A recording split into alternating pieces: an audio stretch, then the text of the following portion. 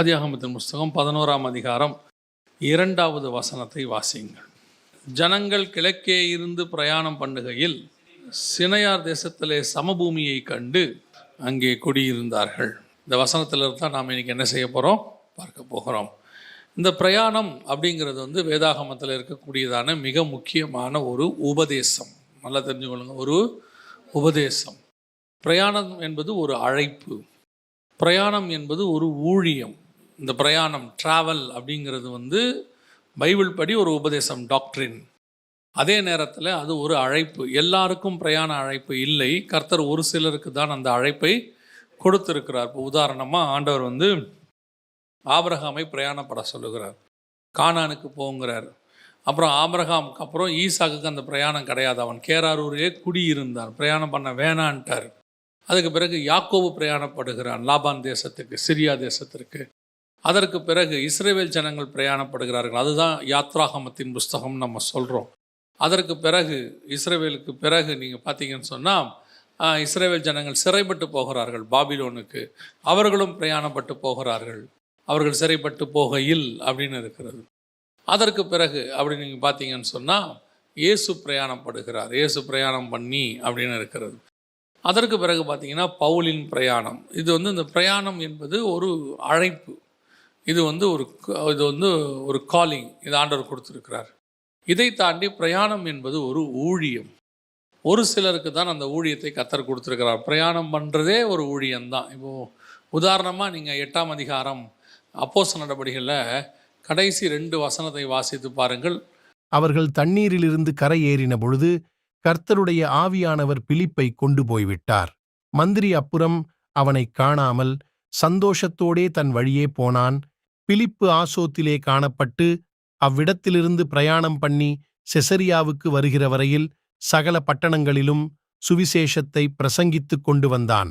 சுவிசேஷத்தை பிரசங்கித்து கொண்டே வந்தான். பிரயாணம் என்பது ஒரு ஊழியம். வருகிற வழியில் என்ன பண்ணுறான், பிரசங்கித்து கொண்டே வருகிறான். இது ஒரு ஊழியம். இப்போ ஆபிரகாமுக்கு அது அழைப்பு, புரியுதா உங்களுக்கு? இவர்களுக்கு இது ஊழியம். அப்போது இது பிரயாணம் என்பது சாதாரணமான விஷயம் இல்லை, எல்லாரும் பண்ணவும் முடியாது. பிரயாணம் பண்ணுற உலக பிரகாரமாக நான் சொல்லவில்லை, ஸ்பிரிச்சுவலாக சொல்கிறேன், ஆவிக்குரிய விதத்தில் சொல்கிறேன். அப்போது வேதாகமத்தில் 2 முக்கியமான பிரயாணம் இருக்கிறது. இந்த 2 முக்கியமான பிரயாணத்தை குறித்து தான் நாம் இப்பொழுது பார்க்க போகிறோம். அந்த பிரயாணம், ஒரு பிரயாணத்தை பற்றி ஃபஸ்ட்டு இப்போ நம்ம பார்க்க போகிறோம். அதை தான் நீங்கள் வாசித்த வசனம் 11ஆம் அதிகாரம் 2ஆம் வசனம் ஆதியாகமத்தின் புஸ்தகம். ஜனங்கள் கிழக்கே இருந்து பிரயாணம் பண்ணுகையில் அப்படின்னு இருக்குது, பார்த்தீங்களா? கிழக்கே இருந்து பிரயாணம் பண்ணுகையில், இது எதோடு கூட தொடர்புடையதான ஒரு காரியம் அப்படின்னு கேட்டிங்கன்னா இது 2வது பிரயாணம். நல்லா தெரிஞ்சுக்கொள்ளுங்க, இது 2வது பிரயாணம். இதுக்கு முன்னாடி ஒரு பிரயாணம் இருக்குது, வாசிங்க. 4ஆம் அதிகாரம் 16ஆம் வசனம் ஆதியாகமத்தின் புஸ்தகம் வாசிங்க. ஏதேனுக்கு கிழக்கான நோத்தனும் தேசத்தில் குடியிருந்தான். இந்த கிழக்கு, ஏதேனுக்கு கிழக்கு, ஏதேன் எங்கே இருந்துச்சுன்னா நிறைய பேருக்கு தெரியாது, நமக்கும் தெரியாது. இங்கே தான் இருந்திருக்கும் என்று அசம்ஷனில் சொல்கிறாங்க. பெர்முடா ட்ரையாங்கிள்கிட்ட இருக்கலாம்னு ஒருத்தர் சொல்கிறாங்க. அதுதான் அந்த காலத்தில் எருசலேம் இஸ்ரவேலாக இருந்திருக்கலாம்னு ஒரு சாரார் சொல்கிறாங்க. இப்போ யாருக்குமே நமக்கு இன்ன வரைக்கும் ஏதேன் எங்கே இருந்துச்சுன்னு பர்ஃபெக்டாக நமக்கு தெரியாது. ஒரே ஒரு காரியத்தை வச்சு அவங்க முடிவு பண்ணுறாங்க. எதை வச்சு முடிவு பண்ணுறாங்கன்னா, ஏதேனிலிருந்து ஒரு நதி புறப்பட்டு 4 ஆறுகளாக ஓடியது. அதில் 3வது ஆறுக்கு பேர் இத்தேக்கேல், 4வது ஆறுக்கு பேர் ஐப்ராத்து. இந்த 2 ஆறுகள் தான் இன்றைக்கி 2 நதிகளாக இருக்கிறது. டைகிரிஸ் அண்ட் யூப்ரட்டிஸ் என்று சொல்லுவார்கள். அதாவது ஐப்ராத்தும் டைகிரிஸ் என்று சொல்லுகிறார்கள். இந்த 2 நதி எங்கே இருக்குன்னா ஈராக்கில் தான் இருக்கிறது. அதாவது 2 நதிகளுக்கு உட்பட்ட இடம் தான் ஈராக். ஸோ அந்த பகுதியில் தான் இது இருந்திருக்கலாம் என்று கணிக்கப்படுகிறது. கன்ஃபார்மாக தெரில. ஆனால் அங்கிருந்து புறப்பட்ட காயின் கிழக்கு பக்கம் ட்ராவல் பண்ணி வரான். கிழக்குனா இந்தியா சைடுன்னு வச்சுக்கோங்க. இந்தியா தான் கிழக்கில் லாஸ்ட்டில் இருக்கிற நாடு. நமக்கு அப்புறம் பே ஆஃப் பெங்கால் வந்துடுது, நமக்கு தான். அதுக்கு வங்காள விரிகுடா. இதுக்கு அப்புறம் நீங்கள் அப்படியே போயிட்டீங்கன்னு சொன்னால் மலேசியா, சிங்கப்பூர் தீவுகள் வந்துடுது. பெரிய நாடுகள்னு சொல்கிறதுக்கு அதுக்கப்புறம் ஒன்றுமே இல்லை. இந்தியா தான் லாஸ்ட்டாக இருக்கிறது. அதுக்கப்புறம் சின்ன சின்ன தீவுகள் இருக்குது. இந்தியாவுக்கு கீழே ஆஸ்திரேலியா கண்டம் இருக்குது. ஆனால் கிழக்கில் நீங்கள் பார்த்தீங்கன்னா ஆஸ்திரேலியா தெற்குக்கு போயிடும். கிழக்கில் பார்த்தீங்கன்னு சொன்னால் அதுக்கப்புறம் பெரிய நாடுகள்னு சொல்கிறதுக்கு ஒன்றும் இல்லை. மலேசியா அதெல்லாம் ஒரு காலத்தில் தீவுகளாக இருந்தது, இப்போ நாடுகளாக இருக்குது. மலேசியா நாடுன்னு சொல்கிறோம், ஒரு காலத்தில் அது தீவு தான் அது. ஸோ அப்போது நீங்கள் பார்த்தீங்கன்னு சொன்னால், நான் ஒரு புரிதலுக்காக சொல்கிறேன், அவன் பிரயாணம் பண்ணி இந்த சைடு கிழக்கு சைடு சூரியன் உதிக்கும் திசை நம்முடைய சைடு இந்தியாவை நோக்கி அந்த பிரகாரம் இந்தியாவுக்கு வரல, அந்த சைடுக்கு வரான். அங்கே வந்து அவன் குடியிருந்தான் என்று சொல்லி பார்க்கிறோம்.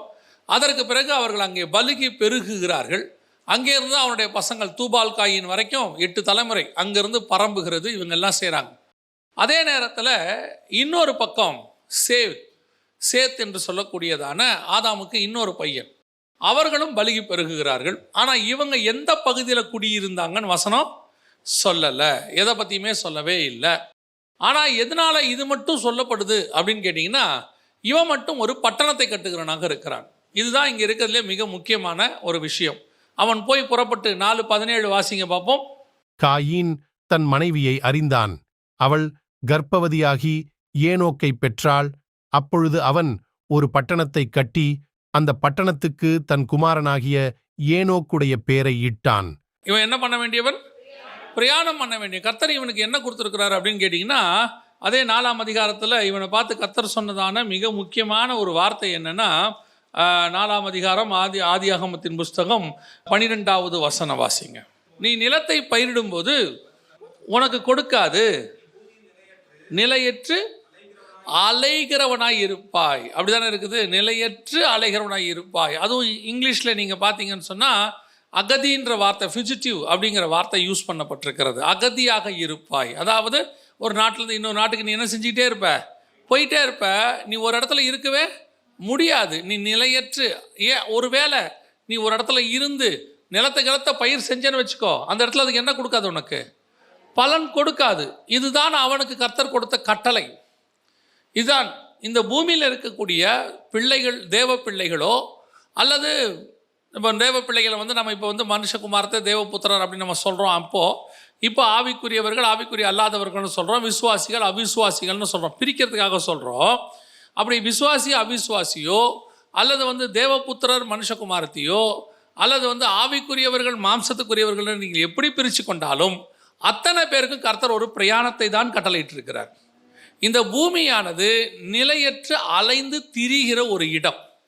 இதில் நீங்கள் நிலையாய் வாழவே முடியாது. ஏன் தெரியுமா? பூமியே அப்படிப்பட்டதான ஒரு இடம் தான். டோட்டல் பூமியே அப்படிப்பட்டதான இடம் தான். பூமி அந்தரத்தில் தொங்கி கொண்டிருக்கிறது. பூமி எதுலையுமே அஸ்திவாரம் போடப்படவே இல்லை. பூமி வந்து அந்தரத்தில் வனாந்திர வெளியில் இருக்கிற மாதிரி அவாந்திர வெளியில் இருக்குது. அது பாட்டு கிடக்குது. அப்போ இந்த அலைந்து திரிகிற பூமியில் கர்த்தர் உங்களுக்கு எனக்கும் வச்சிருக்கிறது என்னன்னா பிரயாணம், travel. You want to be ட்ராவல்னா நீங்கள் என்ன ஒரு இடத்துல இருக்கக்கூடாது, அலைஞ்சு இல்லை. அதோடைய அர்த்தம் என்னென்னா, இந்த பூமியின் வாழ்க்கை என்பது நான் அலைந்து திரிகிற ஒரு அகதியினுடைய வாழ்க்கை. நான் இங்கிருந்து பிரயாணப்பட்டு கொண்டே இருக்க வேண்டும். எவ்வளவுதான் இந்த பூமியில் நான் அந்த அஸ்திவாரம் போட்டாலும், எவ்வளவுதான் அதை நான் பயிர் செய்தாலும் அது எனக்கு பலனை கொடுக்காது. ஏன்னா இந்த பூமியே என்ன பூமி? சபிக்கப்பட்ட பூமி. ஆண்டவர் ஆதாம்கிட்ட சொல்லும் போதே சொல்லிட்டாரு, உன் நிமித்தம் பூமி சபிக்கப்பட்டிருக்கும். காயினை சொல்லிட்டாரு, சபிக்கப்பட்ட பூமியில் நீ சபிக்கப்பட்டிருப்பாய். அப்படின்னா என்ன அர்த்தம்? பூமியும் சாபம், விதைக்கிறவனும் சாபம். அப்படி இருக்கக்கூடியதான ஒரு பூமி தான் இது. இந்த பூமியினுடைய சாபத்தை கர்த்தர் எடுத்துட்டாரான்னு கேட்டீங்கன்னா, பூமியினுடைய சாபத்தை இன்னும் கர்த்தர் எடுக்கல. இந்த பூமியில இருக்கிற உங்களுக்கும் எனக்கும் அந்த சாபம் வராதபடி கர்த்தர் பார்த்துக்கிட்டார். அவர் நம்முடைய பாவங்களை சுமந்து தீர்த்துட்டார். அவர் சாபங்களை நமக்கு எடுத்துட்டார். ஆனா பூமியில இன்னும் சாபம் இருக்கு. ஆதாமுக்கு சொல்லப்பட்ட என்னென்ன காரியங்கள் முள்ளும் குறுக்கும் பிறப்பிக்கும் என்றார். முள்ளும் குறுக்கும் இன்னும் இருக்கு. அதே அடுத்த வார்த்தை ஆண்டவர் சொன்னார், உன் நெற்றி வேர்வை நிலத்தில் சிந்தி நீ சாப்பிடுவாய்னா. இன்னைக்கும் அது இருக்கு, இப்போ நடந்துட்டு இருக்குது. பிள்ளை பெறும்போது வேதனையை பெருக பண்ணுவேனாரு, இன்னைக்கும் அது இருக்கத்தான் செய்யுது. அதே மாதிரி இவனை பார்த்து சொன்னார், காயினை பார்த்து சொன்னார், நீ விதைச்சினா உனக்கு என்ன கொடுக்காது, பலன் கொடுக்காது. இன்னையும் நடந்துக்கிட்டு தான் இருக்குது. அது எத்தனையோ நாடுகளில் விதைச்சோம், என்ன இல்லை, பலன் இல்லை. எதுக்கு சொல்ல வரேன்? உங்களுக்கும் எனக்கும் ஒரு காரியத்தை தெரியணும். ஆனால் இந்த காயின் நமக்கு அடையாளமானவன் அல்ல. காயின் நமக்கு எதிராக அடையாளமானவன், ஆப்போசிட் கவர்மெண்ட். அதாவது இவனை கர்த்தர் சொன்னார், காயினி நேசிக்கிறார் ஆண்டவர். அவனை பார்த்து சொல்கிறார், உன்னை யாரும் கொல்லாதபடிக்கு நான் பார்த்துக்கிறேன்லாம் சொல்லிட்டாரு. சொல்லிட்ட பிறகு ஒரு வார்த்தை சொல்கிறாரு, நீ நிலையற்று அலைகிறவனாய் இருப்பாய். ஏன் ஆண்டவரை நிலையற்ற அலைகிறவனாக இருக்கணும்? நீ நிலையற்ற அலைஞ்சு திரிஞ்சாந்தான்ப்பா இந்த பூமி உனக்கு பலன் கொடுக்காட்டினா தான் ஒரு நாள் நீ என்னை நோக்கி வருவ. ஆண்டவரே நான் அலைஞ்சு திரியிறேன், எனக்கு இந்த பூமி பலன் கொடுக்கல, நான் செஞ்சது தப்புன்னு நீ வந்து என்ன செய்வ? மனம் திரும்புவ. அந்த மனம் திரும்புறதுக்கு இவ இளையகுமாரனை அந்த தகப்பன் என்ன சொல்லி அனுப்புறாரு? சொத்து கேட்டவொடனே கொடுத்து அனுப்பிட்டாரு. எது கொடுத்து அனுப்புனார் தெரியுமா? சொத்து அழியட்டும், அதெல்லாம் வேற விஷயம், அதெல்லாம் பார்த்துக்கலாம். ஒரு நாள் நீ நிலையற்ற அலைகிறவனா இருப்பாய். ஒரு நாள் உனக்கு சாப்பாட்டுக்கு வழி இருக்காது, நீ விதைக்கிறது பலன் கொடுக்காது, பண்ணி தவிட்டத்திங்கிற நிலைமை ஒன்று வரும். ஆனால் அந்த நிலை வரணும், வந்தால்தான் நீ என்னை புரிந்து கொள்வாய். என் தகப்பன் வீட்டில் நான் எப்படி இருந்தேங்கிற நினைப்பு உனக்கு அப்பதான் வரும். அதுக்குத்தான் அனுமதி கொடுக்கிறார் தகப்பன், நிலையற்ற அலைகிறவனா இருப்பாயின்னு. ஆனா இவன் போய் என்ன பண்ணிட்டான் தெரியுமா? ஒரு பட்டணத்தை கட்டி விட்டான். பட்டணத்தை கட்டி அலைந்து திரிகிறவனுக்கு என்ன இருக்கக்கூடாது? பட்டணம் இருக்கக்கூடாது. இவன் பட்டணத்தை எங்க போய் கட்டிட்டான் தெரியுமா? கிழக்கே போய் கட்டிட்டான். கிழக்க போய் கட்டி இப்போ இவங்க எல்லாம் பல்லுக்கு பெருகி பூமியை நிரப்பி, பூமியை எப்படி நிரப்பிட்டாங்கன்னா கொடுமையினாலும் சீர்கேடினாலும் நிரப்பி விட்டார்கள். கொடுமையினால் சீர்கேடால் நிரப்பிட்டு அதுக்கு நடுவில் பார்த்தா கர்த்தர் பூமியை பார்க்குறாரு. மனுஷனை உண்டாக்கினதற்கு அவர் व्यसனப்பட்டாராம். அதை விட அப்படி व्यसனப்பட்டதுக்கு அவர் व्यसனப்பட்டாராம். இந்த வசனம் ரொம்ப அழகா இருக்குது பாருங்க. 6ஆம் அதிகாரம் 6வது வசனம். தாம் பூமியிலே மனுஷனை உண்டாக்கினதற்காக கர்த்தர் மனஸ்தாபப்பட்டார், அது அவர் இருதயத்துக்கு விசனமாயிருந்தது. மனஸ்தாபப்பட்டாரு. அப்படி மனஸ்தாபப்பட்டது எப்படி இருக்குது? व्यसனமா இருக்கு. ஐயோ, இவனை நினைச்சு இவ்வளோ கஷ்டப்படுற நிலைமைக்கு நான் வந்துட்டேனே. இவனை உண்டாக்கினதுக்கு ஃபர்ஸ்ட் நினைக்கிறாரு, இவனை நான் உண்டாக்கிட்டேனேன்னு. நினைச்சதுக்கு व्यसனப்படுறாரு. ஐயோ, நான் இப்படி நினைச்சிட்டேனே இவனை பத்தி. ஏன்? அவனை உண்டாக்கும் போது அவருக்கு அவ்வளவு சந்தோஷமா உண்டாக்குறார். தேவ சாயலிலும் தேவ ரூபத்திலும் என்ன மாதிரியே உண்டாக்கின ஒரு மனுஷன் இன்னைக்கு சீர்கேடாக கொடுமையினால் நிறைந்து அழிகிற நிலைமைக்கு வந்துட்டானே. எல்லாத்தையும் பார்த்தார் ஆண்டவர். இப்போ அழிகிற நிலைமைக்கு வந்துருச்சு. உங்க எல்லாருக்கும் நல்லா தெரியும், பூமியானது ஜலப்பிரளயத்தில் அழிக்கப்பட்டது. இப்போ இவங்க பிரயாணத்தை பற்றி நம்ம பார்க்குறோம், மறந்துடக்கூடாது. அழிக்கப்பட்டது. இப்போ அடுத்து இவர்கள் எங்கே தொடங்குகிறார்கள் பாருங்க. 8ஆம் அதிகாரம் 4ஆம் வசனம். அரராத் என்ற மலையின் மேல் தங்கிற்று. அரராத் என்றால் எங்கே குறிக்குது அப்படின்னு கேட்டீங்க, அது எதை குறிக்குது அப்படின்னு கேட்டிங்கன்னா, இப்போ இருக்கிற துருக்கி. இப்போ இருக்கிற துருக்கி இப்பவும் இருக்குது. அரராத்ன்ற மலை துருக்கியில் இருக்குது. நீங்கள் போனீங்கன்னா பார்க்கலாம், அரராத் மலைகள் அப்படின்னு. வேலை வந்து எங்கே இறங்குது? துருக்கியில் இறங்குது. இவர் ஏதேனுக்கு கிழக்கே கொண்டு வந்தால் என்ன பண்ணார்? ஒரு பட்டணத்தை கட்டினார். காயின் கிழக்கு சைடு வராரு. வந்துட்டு இப்போ ஒரு வேளை அது இஸ்ரேல் பக்கமா என்ன நமக்கு தெரியாது. ஆனால் இப்போ பேழை எங்கே தொடங்குது அப்படின்னு கேட்டிங்கன்னா துருக்கியில் தொடங்குது. இதில் ஒரு பெரிய விஷயம் தெரியுமா? துருக்கிங்கிறதுக்கு பைபிள் கொடுக்குற வார்த்தை என்ன தெரியுமா? துருக்கிக்கு பைபிள் கொடுத்துருக்கிற வார்த்தை தூபாலுங்கிற வார்த்தை. தூபால் அப்படிங்கிறது யாரை குறிக்குதுன்னா இப்போ இருக்கிற துருக்கியை குறிக்குது. உதாரணமாக அதே ஆதியாகமத்தின் புஸ்தகம் 10ஆம் அதிகாரத்தில் நீங்கள் பார்த்தீங்கன்னு சொன்னால் 2வது வசனம் வாசிங்க பார்ப்போம். கோமர், மாகோகு, மாதாய், யாவான், தூபால், மேசேக்கு, தீராஸ் என்பவர்கள். இதெல்லாம் இப்போ எந்த பக்கம் எங்கே இருக்குது அப்படின்னு கேட்டிங்கன்னு சொன்னால், இந்த தூபால் என்பது வடக்கு பக்கத்தில் இருக்கக்கூடியதானது. எசேக்கியேல் 38:2 மனுபுத்திரனே, மேசேக் தூபால் ஜாதிகளின் தலைமையான அதிபதியாகிய மாகோகு அப்படின்ற வசனம் வருது. அப்போ இவங்கெல்லாம் எங்கே இருக்கிறாங்க? வடக்கு பக்கத்தில் இருக்கிறாங்க. எப்படி வடக்கு பக்கத்தில் நீங்கள் சொல்கிறீங்க அப்படின்னு கேட்டிங்கன்னா, எசேக்கியேல் 39:2 வசனம் சொல்லுது, உன்னை வடபுறங்களிலிருந்து எழும்பி வர பண்ணி அப்படின்னு இருக்குது. வடக்கு பக்கத்தில் இருக்கிறாங்க. யார் இருக்கிறா? 38:2 வாசிங்க. 38:2. மனுபுத்திரனே, மேசேக் தூபால் ஜாதிகளின் தலைமையான அதிபதியாகிய மாகோகு தேசத்தானான கோகுக்கு எதிராக, மாகோகு தேசத்தானாகிய அப்படின்னு இருக்கு இல்லையா, அந்த 3 பேர் இங்க இருக்கிறாங்க பாருங்க. இதுல ஆதியாகமம் 10 இருக்காங்க பாருங்க. தூபால், மாகோகு, மேசேக்கு 3 பேர் இருக்கிறாங்க. இது யாருன்னு கேட்டீங்கன்னா இப்ப இருக்கிற துருக்கி, அது இருக்க பக்கத்துல இருக்கக்கூடியதான எல்லா நாடுகளையும் அங்கே குறிக்குது. அப்போ பிரயாணம் பண்ணி கிழக்கேந்து பிரயாணம் பண்ணவங்க அப்படியே நேரம் எங்க வந்துட்டாங்க? அப்படியே எங்க வந்துட்டாங்க? துருக்கி கிட்ட வந்துட்டாங்க. துருக்கியில் வந்து பேழை இறங்கிருச்சு. பேழை இறங்கி நோவாவுடைய 3 பசங்களும் வெளியே வந்து அப்படியே திருப்பி பலுகி பெருகிறாங்க பூமியில். ஆனால் பெருகும் போது எப்படி பெருகிறாங்க அப்படின்னு கேட்டிங்கன்னா, காமுடைய சந்ததியார் சபிக்கப்பட்ட சந்ததியாய் மாறிடுறாங்க. திருப்பி நோவா என்ன பண்ணிடுறாரு? திராட்சரசம் தெளிந்து என்ன பண்ணிடுறாரு? சபிச்சிடுறாரு. யாபேத்து சேமையும் ஆசீர்வதிச்சிடுறாரு. அதையும் யாபேத்து சேமின் கூடாரங்களில் குடியிருப்பான்னு சொல்லிட்டாரு. எல்லாரை விட சேமை ஆசீர்வதிச்சிட்டாரு. இப்போ இவங்க எப்படி எப்படிலாம் பரவுனாங்களோ அப்படியெல்லாம் இவங்க என்ன ஆயிட்டாங்க? அந்தந்த ஜாதிகள் அந்தந்த நாடுகளாக மாறிட்டாங்கன்னு வசனம் 10ஆம் அதிகாரத்தில் இருக்கு. இப்போ நம்ம 11ஆம் அதிகாரத்துக்கு வரோம். அப்படி இருக்கும்போது தான் ஜனங்கள் எல்லாரும் பரம்பி கிழக்கு பக்கம் வந்துட்டாங்க. கிழக்குனா எங்க? இந்தியா வரைக்கும் அப்படி பரம்பி வந்துட்டாங்க.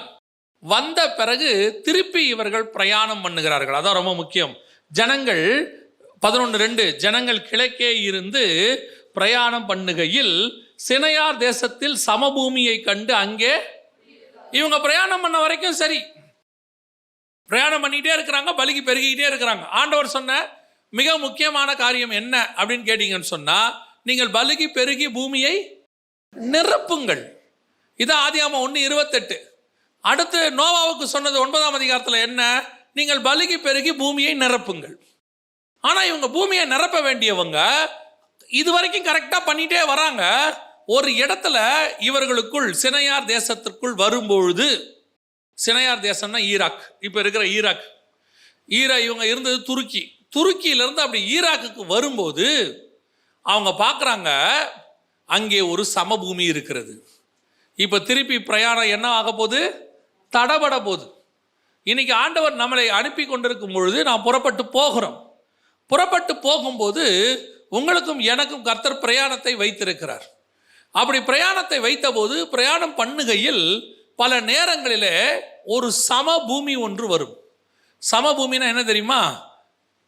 எந்தவித மேடு பள்ளமும் இல்லாமல் வாழ்வதற்கு தகுதியான இடம். இங்கே எல்லாமே பர்ஃபெக்டாக இருக்கு அப்படின்னு நினைக்கிற ஒரு இடம். இந்த கரடு முரடா இருக்கிற வரைக்கும் நாம் அந்த இடத்துல என்ன செய்ய மாட்டோம்? தங்க மாட்டோம். அப்படியே கிராஸ் பண்ணி போயிட்டே இருப்போம். எங்கே சமபூமி இருக்குதோ, இப்போ நீங்கள் மலை ஏறுறவங்கலாம் பாருங்கள், ஏறிக்கிட்டே வருவாங்க. ஒரு இடத்துல மேலே ஒரு 10 பேர் உட்கார்ற மாதிரி ஒரு இடம் கிடைச்சா அத்தனை பேர் என்ன பண்ணிடுவாங்க? அங்கே உட்காந்துருவாங்க, ரெஸ்ட் எடுக்கலாம். அப்போ ஒருத்தர் மட்டும் சொல்லுவார், ஏன்பா இன்னும் மேலே ஓடும்பா, இன்னும் உட்காந்துட்டீங்க சார், கொஞ்ச நேரம் உட்காரலாம். ஏன் அந்த உட்காரலாங்கிற எண்ணம் வந்துச்சு? அந்த சமபூமியை கண்டா அப்படிதான் வரும். பிரயாணத்தில் எப்பொழுதும் நமக்கு அதுதான் இப்போ பிரச்சனை. நாம் போகும்பொழுது இந்த பூமியிலே ஒரு சமபூமி வரும். ஆபிரகாம் புறப்பட்டு போயிட்டே இருக்கிறார் கானானுக்கு. அதே 11ஆம் அதிகாரம் கடைசியில் ஆபிரகாமை கர்த்தர் புறப்பட்டு போக சொன்னார். ஆனால் அவர் போய்கொண்டே இருக்கும் பொழுது ஒரு ஆசீர்வாதமான சமபூமியை பார்க்கிறார்கள், ஆசீர்வாதமான பட்டணம் பார்க்கிறார்கள். அவர்கள் ஆரான் மட்டும் வந்தபோது, ஆரானிலே அவர்கள் வந்தபோது அங்கே இருந்து விட்டார்கள். இதான் பிரயாணத்தை தடை பண்ற மிக முக்கியமானது.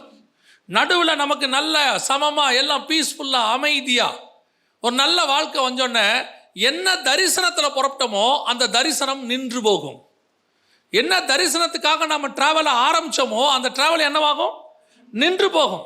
அதில் தான் ரொம்ப கேர்ஃபுல்லாக இருக்கணும்.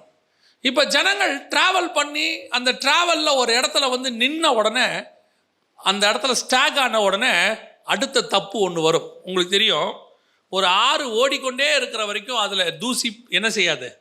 தங்கவே தங்காது, அடிச்சுட்டு போயிட்டே இருக்கும். எப்போ ஒரு இடத்துல அது குட்டையாக குளமாக மாறுதோ, தண்ணி ஓட முடியாமல் ஒரு இடத்துல நிற்கிதோ, அந்த இடத்துல ஆட்டோமேட்டிக்காக என்ன வர தொடங்கும்?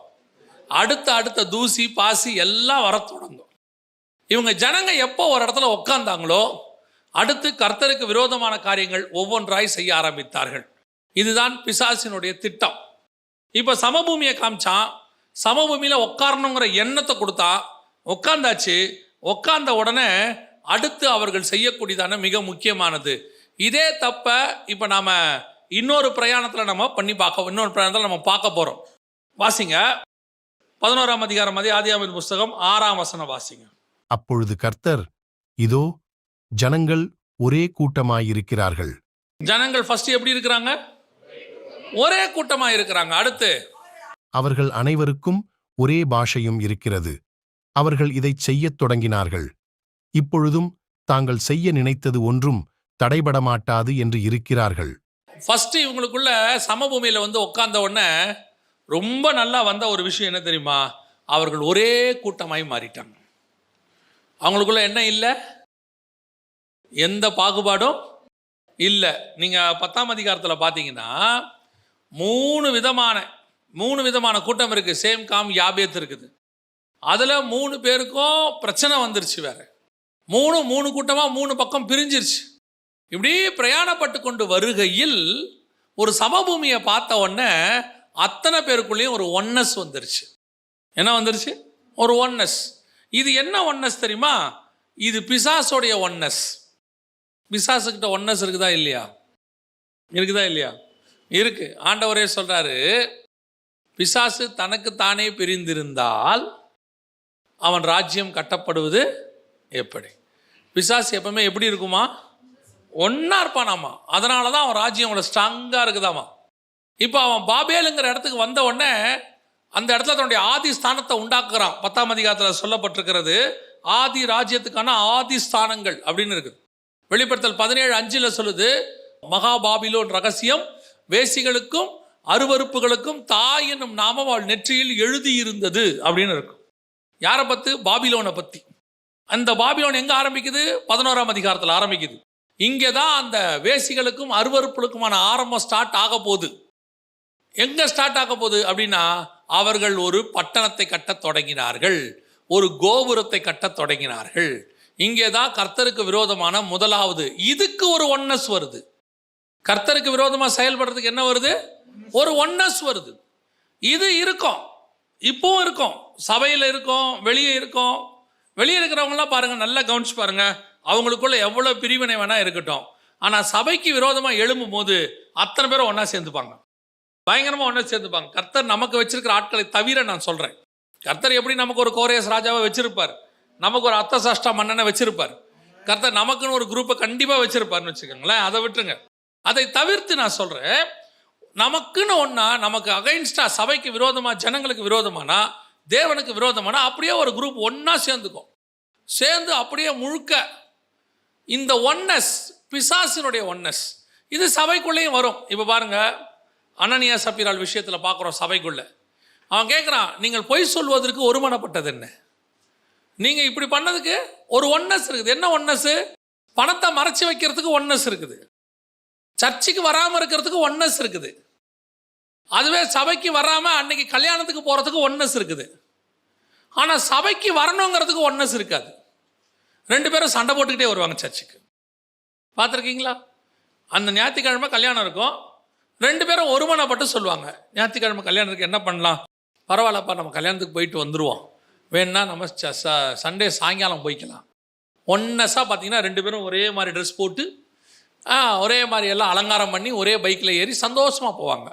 ஆனால் சர்ச்சுக்கு வரும்போது பாருங்கள், சண்டை போட்டே வருவாங்க. ஒன்றுத்தையும் எடுத்து வைக்க மாட்டேங்கிறீங்க, அதை பண்ணவா இது பண்ண மாட்டேங்க. நீங்கள் சண்டை நிறைய வீட்டில் சர்ச்சுக்கு போகிற அன்னைக்கு சண்டையோடு தான் வரோம். சபைக்கு வரும்போது ஒன்னஸ் இருக்க மாட்டேங்குது. ஆனால் சபைக்கு விட்டு வெளியே போகிற விஷயத்தில் எல்லாத்துலையும் கடன் வாங்குறதுல ஒன்னஸ் இருக்குது இல்லை, அப்புறம் எங்கேயாவது போகிறதுல ஒன்னஸ் இருக்குது. ஆனால் சபைக்கு வர விஷயத்தில் கர்த்தருடைய காரியங்களில் என்ன இல்லை? ஒன்னஸ் இல்லை. அதான் இவர்கள்ட்ட இருந்துச்சு. கர்த்தர் பார்க்குறாரு, இவர்கள்ட்ட இருந்த மிக முக்கியமான விஷயம் ஒன்னஸ். ரெண்டாவது, அவர்களுக்குள் என்ன இருக்குது? ஒரே பாஷை. ஒரே பாஷை என்பது மிக முக்கியமான விஷயம். அதாவது இவன் சொல்கிறது அவனுக்கு புரியுது, அவன் சொல்கிறது இவனுக்கு புரியுது. பல பேருக்கு பல பிரசங்கியார் பேசுறது என்ன செய்யல, புரியலை. நான் இப்பவும் சொல்கிறேன், பல நேரத்தில் சிலர் பேசுகிறதை அவர்களுக்கு புரிய வைப்பது கர்த்தருடைய கரத்தில் தான் இருக்கிறது.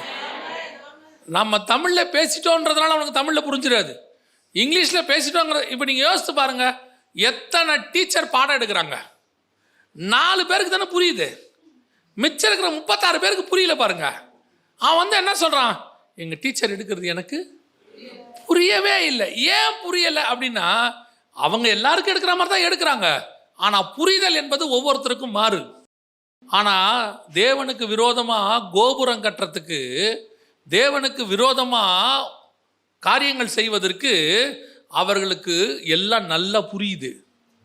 அவங்க சொல்கிறது ஒருத்தருக்கு ஒருத்தர் என்ன செய்யுது, நல்லா புரியுது. அவன் பேசுறது நல்லா புரியுது, நம்ம இப்படி தான் செய்யணும். கர்த்தருக்கு விரோதமான காரியத்தில் எவ்வளோ இருக்கு பாருங்க. நான் நினைப்பேன், தேவனுக்கு விரோதமாய் பேசக்கூடிய காரியங்கள் ஒரே மொழியோ வேற மொழியோ, ஆனால் பிசாசு அவர்களுக்குள் ஒரு ஒன்னஸ் கொடுத்ததுனால அவர்களுக்குள் ஒரு புரிதல் இருக்கிறது. நிறைய நேரங்களில் ஒரே பாஷையாக இருந்தாலும் பேசுவது அடுத்தவனுக்கு ரீச் ஆகிறதுங்கிறது பெரிய விஷயம். பேச்சு எப்படி இருக்கிறோம்னா, ஒரே மொழியாக இருந்தாலும் ஈஸியாக புரியணும், ரீச் ஆகணும். இது யாருக்கிட்ட இருக்குது தெரியுமா? பிசாசுக்கிட்ட இருக்குது. பிசாஸ்கிட்ட இருக்குது. நம்ம ஆளுங்க இருக்கிறாங்க பாருங்க, நம்ம டேலண்டெல்லாம் காட்டுவாங்க, ஒரே லாங்குவேஜ் தான். ஆனால் பிசாசுக்கு ரொம்ப தெளிவாக தெரியும், நான் ஒரே லாங்குவேஜ், நான் அவனை அந்த லாங்குவேஜில் புரியும்படி வைத்திருக்கிறேன். நீங்களும் நானும் ஒரே மொழி உள்ளவர்களாக இருந்தாலும் நாம் பேசுகிறது அவர்களுக்கு புரிகிறதா என்பது ரொம்ப முக்கியம். புரிதல், ஒன்னஸோட அடுத்து என்ன வரணும்? புரிதல் வரணும். கடைசியாய் அவர்களுக்குள் இருந்ததான ஒரு சுபாவம் என்ன அப்படின்னு வசனம் சொல்லுது, இப்பொழுதும் தாங்கள் செய்ய நினைத்தது ஒன்றும் தடைபடாது என்று இருக்கிறார்கள்.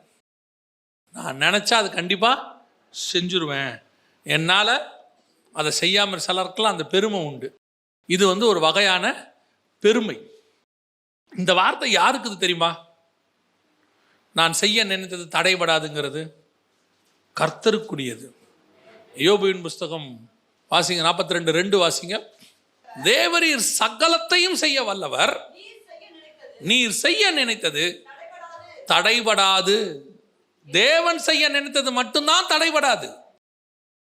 நாம தடைபடாதுன்னு நினச்சிக்கிட்டு செஞ்சோம்னா என்னால் முடியும், நான் செஞ்சிட்டேன்னா, நான் இறங்கிட்டேன்னா அது அவ்வளோதான், நான் கையை வச்சா அதை முடிக்காமல் விட மாட்டேன், நான் ஒரு வேலையில் வந்துட்டேனாங்க, அது அப்படித்தான். இது கான்ஃபிடென்ட், ஓவர் கான்ஃபிடென்ட் எல்லாம் தாண்டி பெருமைக்குள்ளே போயிடுது. நான் நடந்த ஒரு சம்பவத்தை சொல்கிறேனே.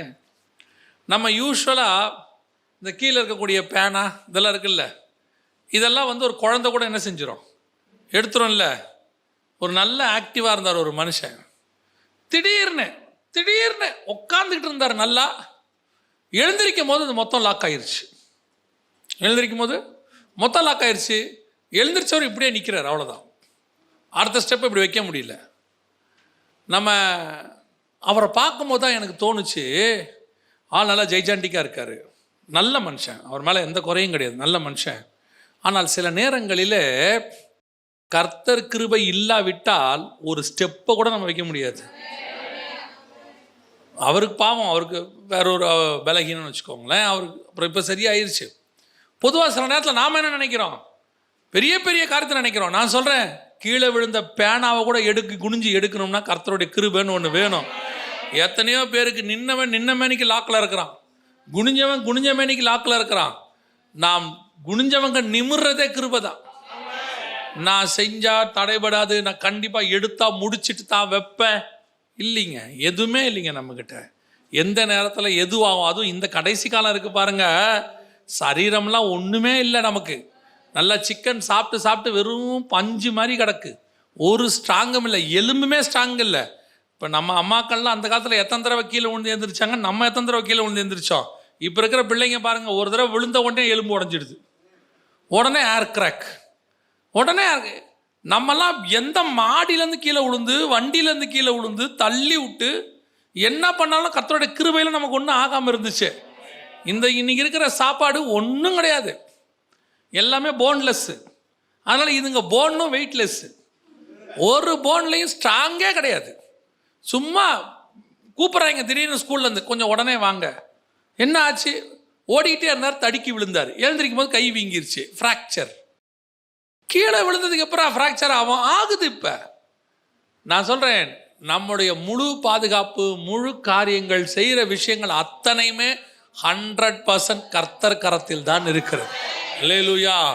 அதான் ஆண்டவர் சொல்கிறாரு, அவர் செய்ய நினைத்தது தான் தடைபடாது. இவங்க நினச்சிக்கிட்டாங்க நம்ம வானலாவிய ஒரு கோபுரம் என்ன பண்ணிடலாம், கட்டிடலாம். அதுக்கு என்ன காரணம், நம்மளால் முடியுங்க. ரெண்டாவது, நான் சொல்கிறது அவனுக்கு புரியுது, அவன் சொல்கிறது அவனுக்கு புரியுது. இப்படிப்பட்ட ஆட்கள் எங்களுக்கு இருக்கும்போது எனக்கு என்ன கவலை. நான் சிலர்லாம் சொல்லுவாங்க, நான் சொல்லாமையே அவர் புரிஞ்சுக்கிறாருங்க. ஒரு சிலராக சொல்லுவாங்க தெரியுங்களா, எனக்கு ஒரு நல்ல அசிஸ்டன்ட் ஆண்டவர் கொடுத்துருக்காருப்பாங்க. என்ன, நான் சொல்கிறதுக்குள்ளேயே அவர் என்ன செய்கிறாரு, அது சொல்லுவாங்க. நம்ம ஒரு பழமொழி சொல்லுவாங்க, எள்ளுனா எண்ணெயாக நிற்கிறான் அப்படிம்பாங்க. அப்படியே சொன்ன உடனே அப்படியே புரிஞ்சுக்கிறாருங்க, டக்குன்னு செஞ்சிடுறாருங்க. ஏன்னா அவருக்குள்ளே அப்படி ஒரு ஒன்னஸ், ரெண்டு பேருக்குள்ள ஒரு ஒன்னஸ் இருக்குது. இந்த மாதிரி ஒரு க்ரௌட் இருந்தால் போதுங்க, இப்படி ஒரு டீம் இருந்தால் போதும்.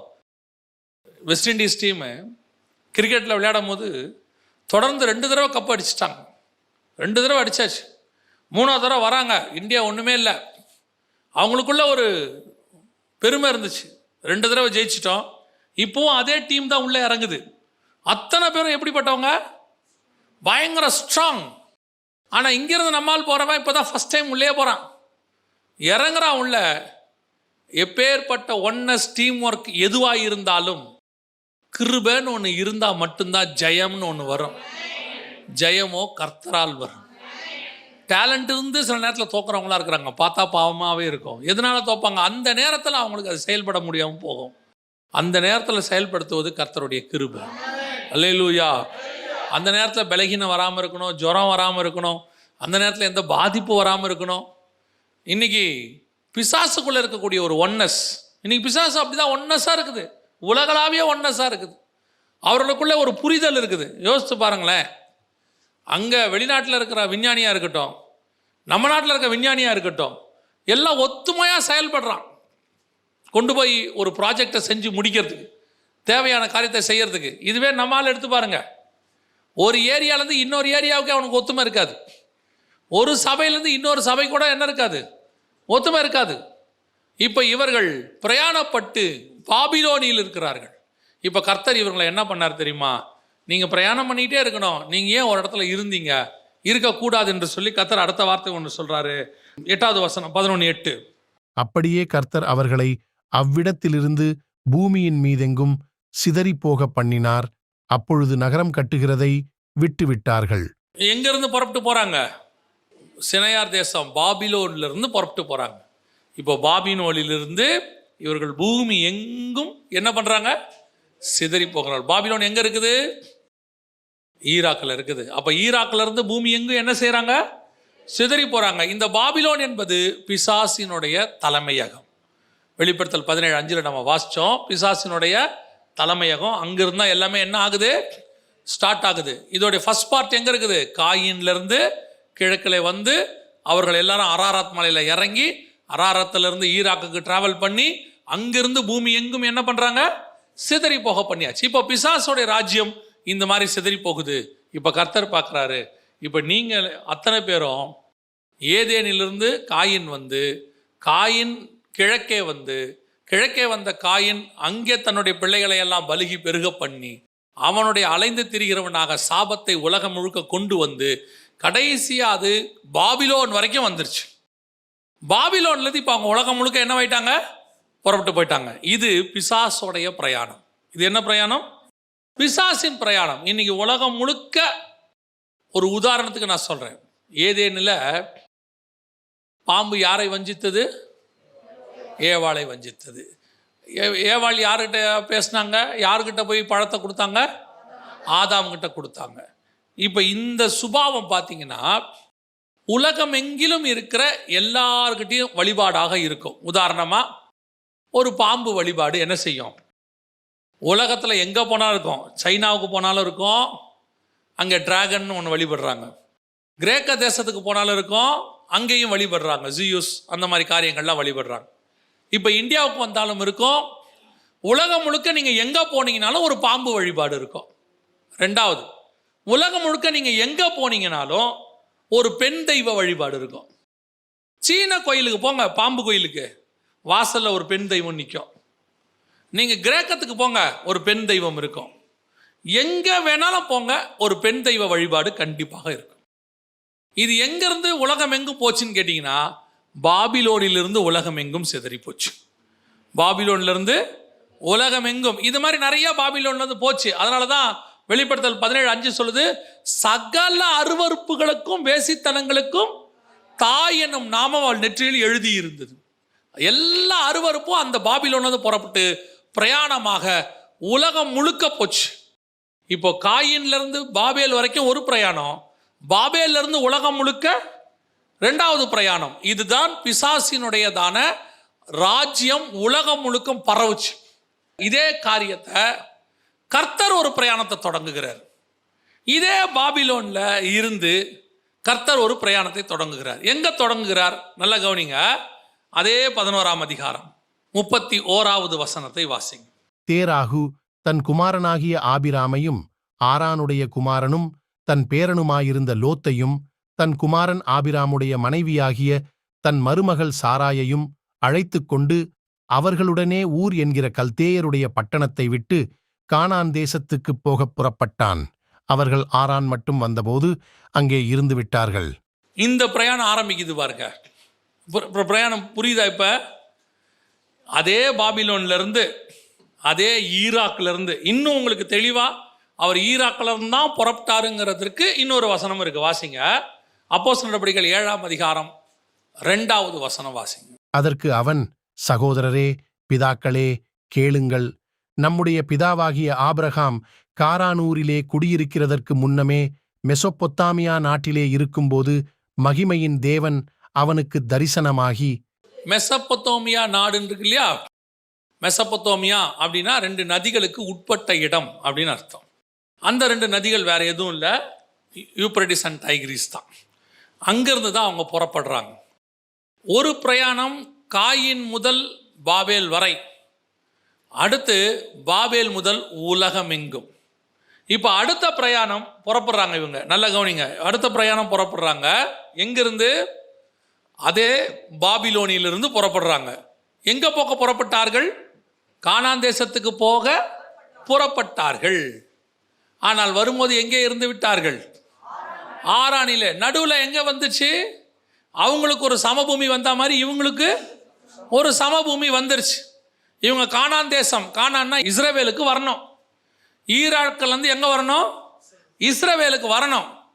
இஸ்ரவேலுக்கு வர வேண்டியவங்க நடுவில் அதே மெசொப்பொத்தாமியா தேசத்தில் ஈராக்கில் ஆரான்னு ஒரு இடம் வருது. அங்கே என்ன பண்ணிட்டாங்க? தங்கி விட்டார்கள். இவங்க சமபூமியில் தங்கினா மாதிரி அவங்க ஆரானில் தங்கிட்டாங்க. அவங்க சமபூமியில் போய் ஒரு நகரம் கட்டினாங்களா?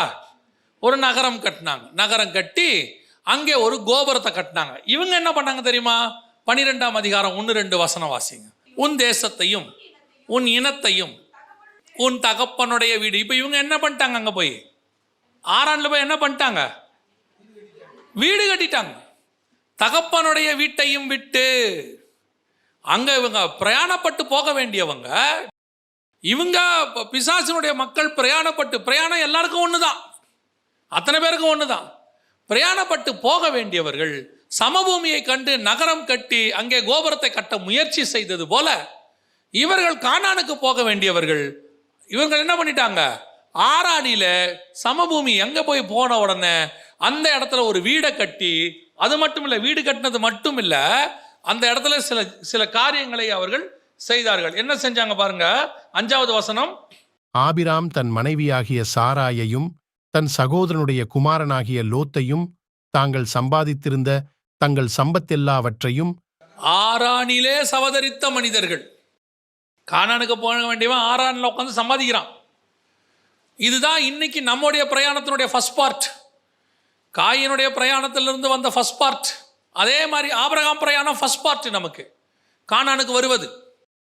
வரவேண்டியவர்கள் வழியிலே ஆரானை பார்த்து ஆரானிலே நல்ல வீடெல்லாம் கட்டி அங்கே சம்பாதிச்சு ஆட்களை அடிமைகளை சம்பாதிச்சு நல்ல செட்டில் அங்கேயே. இப்ப கர்த்தர் சொல்றாரு, உன்னை நான் எதுக்கு கூப்பிட்டேன்? அவன் அலைஞ்சு திரிஞ்சு இருக்கிற வேண்டியவன், ஆனா உனக்கு நான் வேற ஒரு வேலை வச்சிருக்கிறேன். நீயும் அலைஞ்சு திரிய வேண்டியவன் தான், ஆனா நீ சபிக்கப்பட்டவன் கிடையாது, ஆசீர்வதிக்கப்பட்டவன். கர்த்தர் என்ன சொல்ற ஆபிரகாமை பார்த்து? 12ஆம் அதிகாரத்தில் ஆபிரகாமை பார்த்து கர்த்தர் சொல்ற வார்த்தை என்ன? 2வது வசனம். நான் உன்னை பெரிய ஜாதியாக்கி உன்னை ஆசீர்வதித்து. இங்க சபிக்கப்பட்டவனும் பிரயாணம் பண்ணணும், இங்கே ஆசீர்வதிக்கப்பட்டவனும் பிரயாணம் பண்ணணும். பிரயாணம் ஒண்ணுதான். வீடு கட்டி வாழ்வது ஆசீர்வாதம் அல்ல, எனக்கு கொடுக்கப்பட்ட வேலையை செய்து முடிப்பதுதான் எனக்கு ஆசீர்வாதம். இன்னைக்கு எது நடந்துகிட்டு இருக்குது? இன்னைக்கு அவனுக்கும் எனக்கும் கம்பேர் பண்ணிக்கிறோம். ஏங்க, அவரு பயிரிடுறது எல்லாம் சாபமா மாறும், ஈசாக்கு பயிரிடுறதெல்லாம் ஆசீர்வாதமா மாறும். அவரு அலைஞ்சு தெரிவாரு, நான் வீடு கட்டுவேன். இல்லைங்க, உங்களுக்கும் எனக்கும் கர்த்தர் வச்சிருக்கிறது ஒரு பிரயாணம். ஒரு பிரயாணம். இந்த பிரயாணத்துல எனக்கு ஒரு ஆசீர்வாதம் உண்டு. என்ன பிரயாணத்துல ஆசீர்வாதம் உண்டு? அவன் போய் கால் பதிக்கிற இடத்துல முளைக்காது, நான் கால் பதிக்கிற தேசம் எல்லாம் எனக்கு சொந்தமாகும். நீ எழுந்து நட, நீ நடக்கிற தேசத்தின் நீளம் அகலம் எந்த மட்டும் அந்த மட்டும் நட, அதை நான் உனக்கு தருவேன். நான் நடக்கிற இடமே ஆசீர்வாதமா மாறிடும்.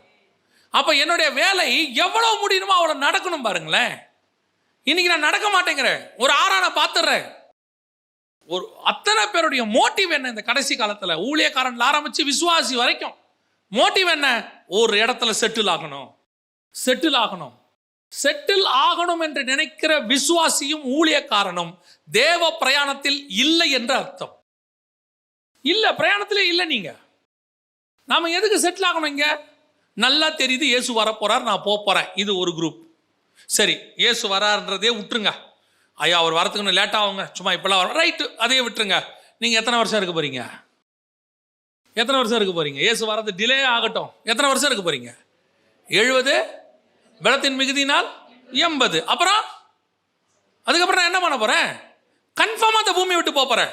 80, 90, 92 நான் போகத்தானே போறேன். அப்புறம் எப்படி இந்த பூமியில நான் செட்டில் ஆவேன் நான் பேசுவேன்? செட்டில்மெண்ட்னா என்ன? இந்த பூமியிலேயே இருக்கிறவன் தான் செட்டில்மெண்ட். அப்ப நான் ஏன் செட்டில் ஆகணும்னு நினைக்கிறேன்? அடுத்து 3வது கேட்டகரி, நான் போவேன் என் பிள்ளைகளுக்கு வச்சுட்டு போவேன். சரி, நீங்க சம்பாரிச்சு உங்க பிள்ளைகளுக்கு வச்சுட்டீங்க, சரியா? பையனுக்கு வீடு கட்டி கொடுத்துட்டீங்க, பையனுக்கு படிப்பு கொடுத்துட்டீங்க, நல்ல பேங்க் பேலன்ஸ் ஒரு 50 லட்ச ரூபா 1 கோடி ரூபா வச்சு கொடுத்துட்டீங்க, நல்ல ஆஸ்தி வீடெல்லாம் வாங்கி போட்டுட்டீங்க. அவன் என்ன பண்ணுவான்? அவன் 2 வேலை பண்ணுவான், 2மே பாவமா இருக்கும். அவன் 2 பண்ணுவான், 2 பண்ணாலும் அது என்னவா இருக்கும்? பாவமா இருக்கும். ஒன்று, உங்களை மாதிரியே அவனும், உங்களை மாதிரியே அவனும் இன்னும் ஒரு வீடு கட்டி, இன்னும் லேண்டு வாங்கி, இன்னும் நகை வாங்கி, அதுக்கு பேர் பொருளாசை பணத்தாசை இல்லை? இல்லை, அது பாவம் தானே. அதாவது எங்கிட்ட கர்த்தர் கொடுத்ததை தவிர வேறு எது இருந்தாலும் அது பாவம்தான். கர்த்தர் எனக்குன்னு நியமிச்ச ஒன்று இருக்கும், அதை எனக்கு ஏகா என்ன கொடுத்தானோ அதுதான் நம்ம பிரயாணத்தில் இருக்கணும். கன்னி மாடத்திலிருந்து அரண்மனைக்கு போகிறவங்ககிட்ட என்ன இருக்கணும்? ஏகா கொடுத்தது தான் இருக்கணும், கேட்டு வாங்கினது இருக்கக்கூடாது. இங்கே அப்படியே தன்னைத்தானே பலுகி பெருகிற குணம். 2வது தப்பு செய்வான் பையன். இது முதல் தப்பு. 2வது தப்பு செய்வான். நீங்கள் வீடு வச்சுட்டீங்க, நல்லா பேங்க் பேலன்ஸும் வச்சுட்டீங்க, சொத்தையும் வச்சுட்டீங்க. நீங்கள் போகிறதுக்குள்ள, நான் கண்ணை மூடுறதுக்குள்ளே ஒரு கல்யாணத்தை பண்ணணும்னு நினச்சி அதையும் பண்ணி வச்சுட்டீங்க. இப்போ அவன் என்ன பண்ணுவான்? சோம்பேறியாகி, என்ன பண்ணுறதுன்னு தெரியாமல் பாவியாகி எல்லா பாவத்தையும் செய்ய தொடங்கிடுவான். குடிகாரனாகி அடுத்தா தான் செய்வான். அவனுக்கு தான் ஒரு கஷ்டமும் இல்லையே. 45 வயசுல ஹார்ட் அட்டாக் வந்துடும் அவனுக்கு. ஏன்? உட்காந்து சும்மா திங்கிறவனுக்கு என்ன ஆகும்? அதான் நடக்கும். உங்க வாழ்க்கைக்கு நீங்க உழைச்சிங்க, சம்பாரிச்சிங்க, ஏதோ பசங்களுக்கு படிப்பை கொடுத்தீங்க, அவன் வாழ்க்கைக்கு அவனை உழைக்க சொல்லுங்க. பாருங்க, அவன் உடம்பும் நல்லா இருக்கும், வாழ்க்கையும் நல்லா இருக்கும். ஒரு தலைமுறையே சோம்பேறியா மாத்தனவங்க, ஒரு தலைமுறையே அப்படியே வேலை செய்ய விடாம பாடியெல்லாம் கெடுத்தவங்க இன்னைக்கு அப்படிதான் இருக்கு. இப்ப பாருங்க, நீங்க ஆபிரகாம் செல்வ சீமானா இருந்தாரா இல்லையா? இருந்தாரா இல்லையா? இருந்தார். ஆபிரகாமின் ஆசீர்வாதம் யாருக்கு வந்திருக்கணும்? யாருக்கு வந்திருக்கணும்? ஈசாக்கு வந்திருக்கணுமா இல்லையா? வாசிங்க 26ஆம் அதிகாரம் 12-13 வாசிங்க. ஈசாக்கு அந்த தேசத்தில் விதை விதைத்தான். கர்த்தர் அவனை ஆசீர்வதித்ததினால் அந்த வருஷத்தில் 100 மடங்கு பலனடைந்தான். அவன் ஐசுவரியவானாகி வரவர விருத்தியடைந்து மகா பெரியவனானான். அப்ப ஆபிரகாமுடைய ஆசீர்வாதம் எங்க? அது எங்க? கீழே படிச்சுட்டே வந்தீங்கன்னா தெரியும். தன் தகப்பன் ஆபிரகாம் வெட்டின துறவை எல்லாம் அவர்கள் மூண்டி போட்டார்கள். அந்த ஊரை விட்டு அவனை துரத்தி விட்டார்கள். அவன் வேற ஊர்ல போய் குடியிருந்தான். அப்படித்தானே இருக்குது. இவன் வர வர ஐஸ்வர்யனாகி, அப்படின்னா என்ன அர்த்தம்? அப்பாவுடைய சொத்து அவனுக்கு வந்துச்சு, அது கையில நிக்கல, எதிரிகள் தூர்த்து போட்டாங்க. இப்ப இவன் என்னவாயிட்டான்? இவன் உழைச்சி இவன் ஐஸ்வர்யவன் ஆகிட்டான். சரி, இவன் ஐஸ்வர்யன் ஆகிட்டான்ல, அப்ப ஈசாக்குடைய சொத்து யாருக்கு போயிருக்கணும்? யாக்கோபுக்கு தானே போகணும். அவன் தானே சேஷ்டபுத்திர பாகத்தையும் அவன் வாங்கிட்டான், ஈசாக்கிட்ட இருந்து ஆசீர்வாதத்தையும் அவன் வாங்கிட்டான். அப்போ ஈசாக்குடைய மொத்தம் யாருக்கு போகணும்? ஆனால் யாக்கோபு எங்கே இருந்தார்? சிரியா தேசத்தில் லாபான் வீட்டில் ஆடு மேய்ச்சின்னு இருக்கிறார். இப்போ இந்த சொத்து யாக்கோபுக்கு வந்துச்சா, இல்லை யாக்கோபு சொத்து சம்பாரிச்சிட்டு வந்தாரா? யாக்கோபு இரு பரிவாரங்களோடு கூட வர்றாரு. அப்போ ஈசாக்குடைய சொத்து யாருக்கு வரல? அடுத்த தலைமுறைக்கு அவனுக்கு வரல, ஆசீர்வதிக்கப்பட்டவனுக்கு வரல. சரி, யாக்கோபுடையது யாருக்கு வரணும்? யோசேப்பு தான் சேஷ்டபுத்திர பாகம்னு பைபிள் சொல்லுது. அப்போ அவனுக்கு தானே வரணும். யோசேப்பு எங்க இருந்தார்? எகிப்தில். அவர் அங்கே என்னவா இருந்தார்? யோசேப்பு என்னவாயிட்டார்? அங்கே பிரதமர் ஆயிட்டார். பிரதமர் ஆயாச்சு. அவர் இவங்களை போஷிக்கிற அளவுக்கு வந்துட்டார். யோசேப்பு கடைசியில் எங்கே செத்து போனார்? எகிப்தில் செத்து போனார். அப்போ ஆபிரகாமின் ஆசீர்வாதம், உலக பிரகாரம் ஐஸ்வர்யம் யாருக்கு வரல? ஈசாக்குது யாருக்கு வரல? யாக்கோபுது யாருக்கு வரல? அப்போ எது வந்துச்சு? கர்த்தர் தலைக்கு மேலே வச்சிருந்த ஆவிக்குரிய ஆசீர்வாதங்கள் அத்தனையும் அப்படியே அவங்க மேலே வந்துச்சு. அது அவர்களை உலக பிரகாரமாயும் ஆசீர்வதிச்சிச்சு. அதுக்கு அவன் தான் உழைக்கணும். அவன் உழைச்சா தான் அது ஆசீர்வாதம். இப்போ இருக்க நிலைமை என்ன தெரியுமா? அப்பாக்கள் வாழ்ந்தீங்களா, நல்லா சாப்பிட்டீங்களா, பசங்களை படிக்க வச்சிங்களா, நிம்மதியாக போங்க. அதே மாதிரி அவனும் சம்பாரிச்சா வச்சுங்க, யாரும் எந்த கேள்வியும் கேட்க முடியாது. இது எங்கள் அப்பா அதுன்னு யாரும் சொல்ல முடியாது. நீங்கள் தைரியமாக சொல்லலாம், எந்து கர்த்தர் எனக்கு கொடுத்தது, என் தேவனாகிய கர்த்தர் எனக்கு கொடுத்தாரு நீங்கள் சொல்லலாம். நீங்கள் போங்க, உங்கள் பசங்களை கர்த்தர் ஆசீர்வதிப்பார். இன்னைக்கு ஒரு தலைமுறையே எப்படி இருக்கு தெரியுமா? அடுத்த தலைமுறையை சோம்பேறியாக்குற தலைமுறை. அதான் இன்னைக்கு நடக்குது. ஆரானில் தங்குற கூட்டம். இப்போ கர்த்தர் சொல்றார் ஆபிரகாமை பார்த்து, நான் உனக்கு காண்பிக்கும் தேசத்துக்கு வந்துட்டான். இஸ்ரவேல் தேசத்துக்கு வந்தாச்சு, கானானுக்கு வந்தாச்சு. இப்போ இங்கு இருந்து அவர்கள் பாபிலோனுக்கு வந்த மாதிரி இவங்க எங்கே வந்துட்டாங்க? கானானுக்கு வந்துட்டாங்க. இப்போ கானான் தேசம் தான் என்னது? கானான் என்பது எதை குறிக்குது? இஸ்ரவேலை குறிக்கிறது. இஸ்ரவேல் தேசத்துக்கு வந்தாச்சு. இப்போ இங்கே இருந்து பூமி எங்கும் ஒரு கூட்டம் சிதறி போகிறது. வாசிங்க அப்போஸ்தலர் நடபடிகள் 1:5 வாசிங்க. 1:5. ஆகையால் நீங்கள் எருசலேமை விட்டு போகாமல் என்னிடத்தில் கேள்விப்பட்ட பிதாவின் வாக்குத்தத்தம் நிறைவேறக் காத்திருங்கள் என்று கட்டளையிட்டார். பிதாவின் வாக்குத்தத்தம் என்னது? பரிசுத்தாவின் அபிஷேகம். பிதாவின் வாக்குத்தத்தம் என்னது? பரிசுத்தாவின் அபிஷேகம். அப்போ பரிசுத்தாவின் அபிஷேகம் உங்களிடத்தில் வர வரைக்கும் நீங்கள் எங்கே விட்டு போகாதீங்க. இப்போ உங்கள் அத்தனை பேர் எங்கே தங்கி இருக்கிறாங்க? எருசலேமில் தங்கி இருக்கிறாங்க. 2ஆம் அதிகாரத்தில் இப்போ பரிசுத்த ஆவியானவர் இறங்கி வரார். நம்ம எல்லாருக்கும் தெரியும், நல்லா தெரிஞ்சுக்கொள்ளுங்க, எல்லாருக்கும் தெரியும். இப்போ அங்கே இதே பாபிலோனில் நடந்த ஒரு சம்பவம் நடக்குது. பாபிலோனில் நடந்த ஒரு சம்பவம். என்ன சம்பவம் நடக்குது தெரியுமா? அங்கே ஒரு பாஷை தாறுமாறாய் மாறினது. புரியுதா? இங்கே பல பாஷை உடையவர்கள் இருந்தார்கள், அங்கே ஒரே பாஷை, அந்நிய பாஷை அந்த இடத்துல இறங்கி வந்தார். இங்க பிரிஞ்சு போச்சு, இங்கே ஒன்னஸ் வந்துருச்சு. அங்கே அவர்கள் ஒருமனப்பட்டிருந்தார்கள், கர்த்தர் பிரித்து அனுப்பினார். அப்படித்தானே சொல்லுது, அவர்கள் ஒரே கூட்டமாய் இருக்கிறார்கள். இங்க வசனம் என்ன சொல்லுது பாருங்க, 2ஆம் அதிகாரம் 1ஆம் வசனம் வாசிங்க. பெந்தெகொஸ்தே என்னும் நாள் வந்தபோது அவர்கள் எல்லாரும் ஒருமனப்பட்டு ஓரிடத்திலே வந்திருந்தார்கள். அப்ப அங்க எல்லாம் ஒருமனப்பட்டு பிசாசின் ராஜ்யத்துக்காக வந்திருந்தாங்க. எருசலேம்ல, கானான்ல அத்தனை பேரும் ஒருமனப்பட்டு தேவ ராஜ்யத்துக்குன்னு வந்திருந்தாங்க. அல்லேலூயா. இங்க என்ன சொல்றாரு பாருங்க, ஆண்டவரே அந்த வார்த்தையை சொல்றாரு பாருங்க. 1:3. அவர் பாடுபட்ட பின்பு 40 நாளளவும் அப்போஸ்தலருக்கு தரிசனமாகி தேவனுடைய ராஜ்யத்துக்குரியவைகளை அவர்களுடனே பேசி அநேகம் தெளிவான திருஷ்டாந்தங்களினாலே அவர்களுக்கு தம்மை உயிரோடு இருக்கிறவராக காண்பித்தார். அப்ப அந்த 40 நாளை எதை பத்தி பேசி இருக்கிறாரு? தேவனுடைய ராஜ்யத்தை பத்தி. இப்ப சொல்றாரு, எருசலேமை விட்டு நீங்கள் போகாமலும். ஒருமனப்பட்டு எருசலேமை விட்டு நீங்க என்ன செய்யாதீங்க, போகாமலும் அங்க இருங்க. அங்க இருங்க. எதை பத்தி இப்ப நீங்க தெரிஞ்சுக்கணும்? தேவனுடைய ராஜ்யத்தை பத்தி. ஏன்? பிசாசோடைய ராஜ்யம் கிழக்கிலிருந்து புறப்பட்டு சினையார் தேசம் வழியாக உலகமெங்கும் போச்சு. இப்போ அதே சினையார் தேசத்திலிருந்து தேவனுடைய ராஜ்யத்துக்கு ஒரு மனுஷனை கொண்டு வந்து, கானானுக்கு கொண்டு வந்து, அந்த கானான் இஸ்ரவேலில் எருசலேமில் இருந்து நான் உலகமெங்கும் கொண்டு போக போகிறேன். 2 பிரயாணம் நடக்குது, 2 ராஜ்யத்தை பத்தி நடக்குது. அங்கே பிசாசோடைய ராஜ்யம் பாபிலோனிலிருந்து புறப்பட்டது, இங்கே தேவனுடைய ராஜ்யம் எருசலேமிலிருந்து புறப்பட்டது. காயின் கிட்ட இருந்து பாபிலோனுக்கு அது வந்துச்சு.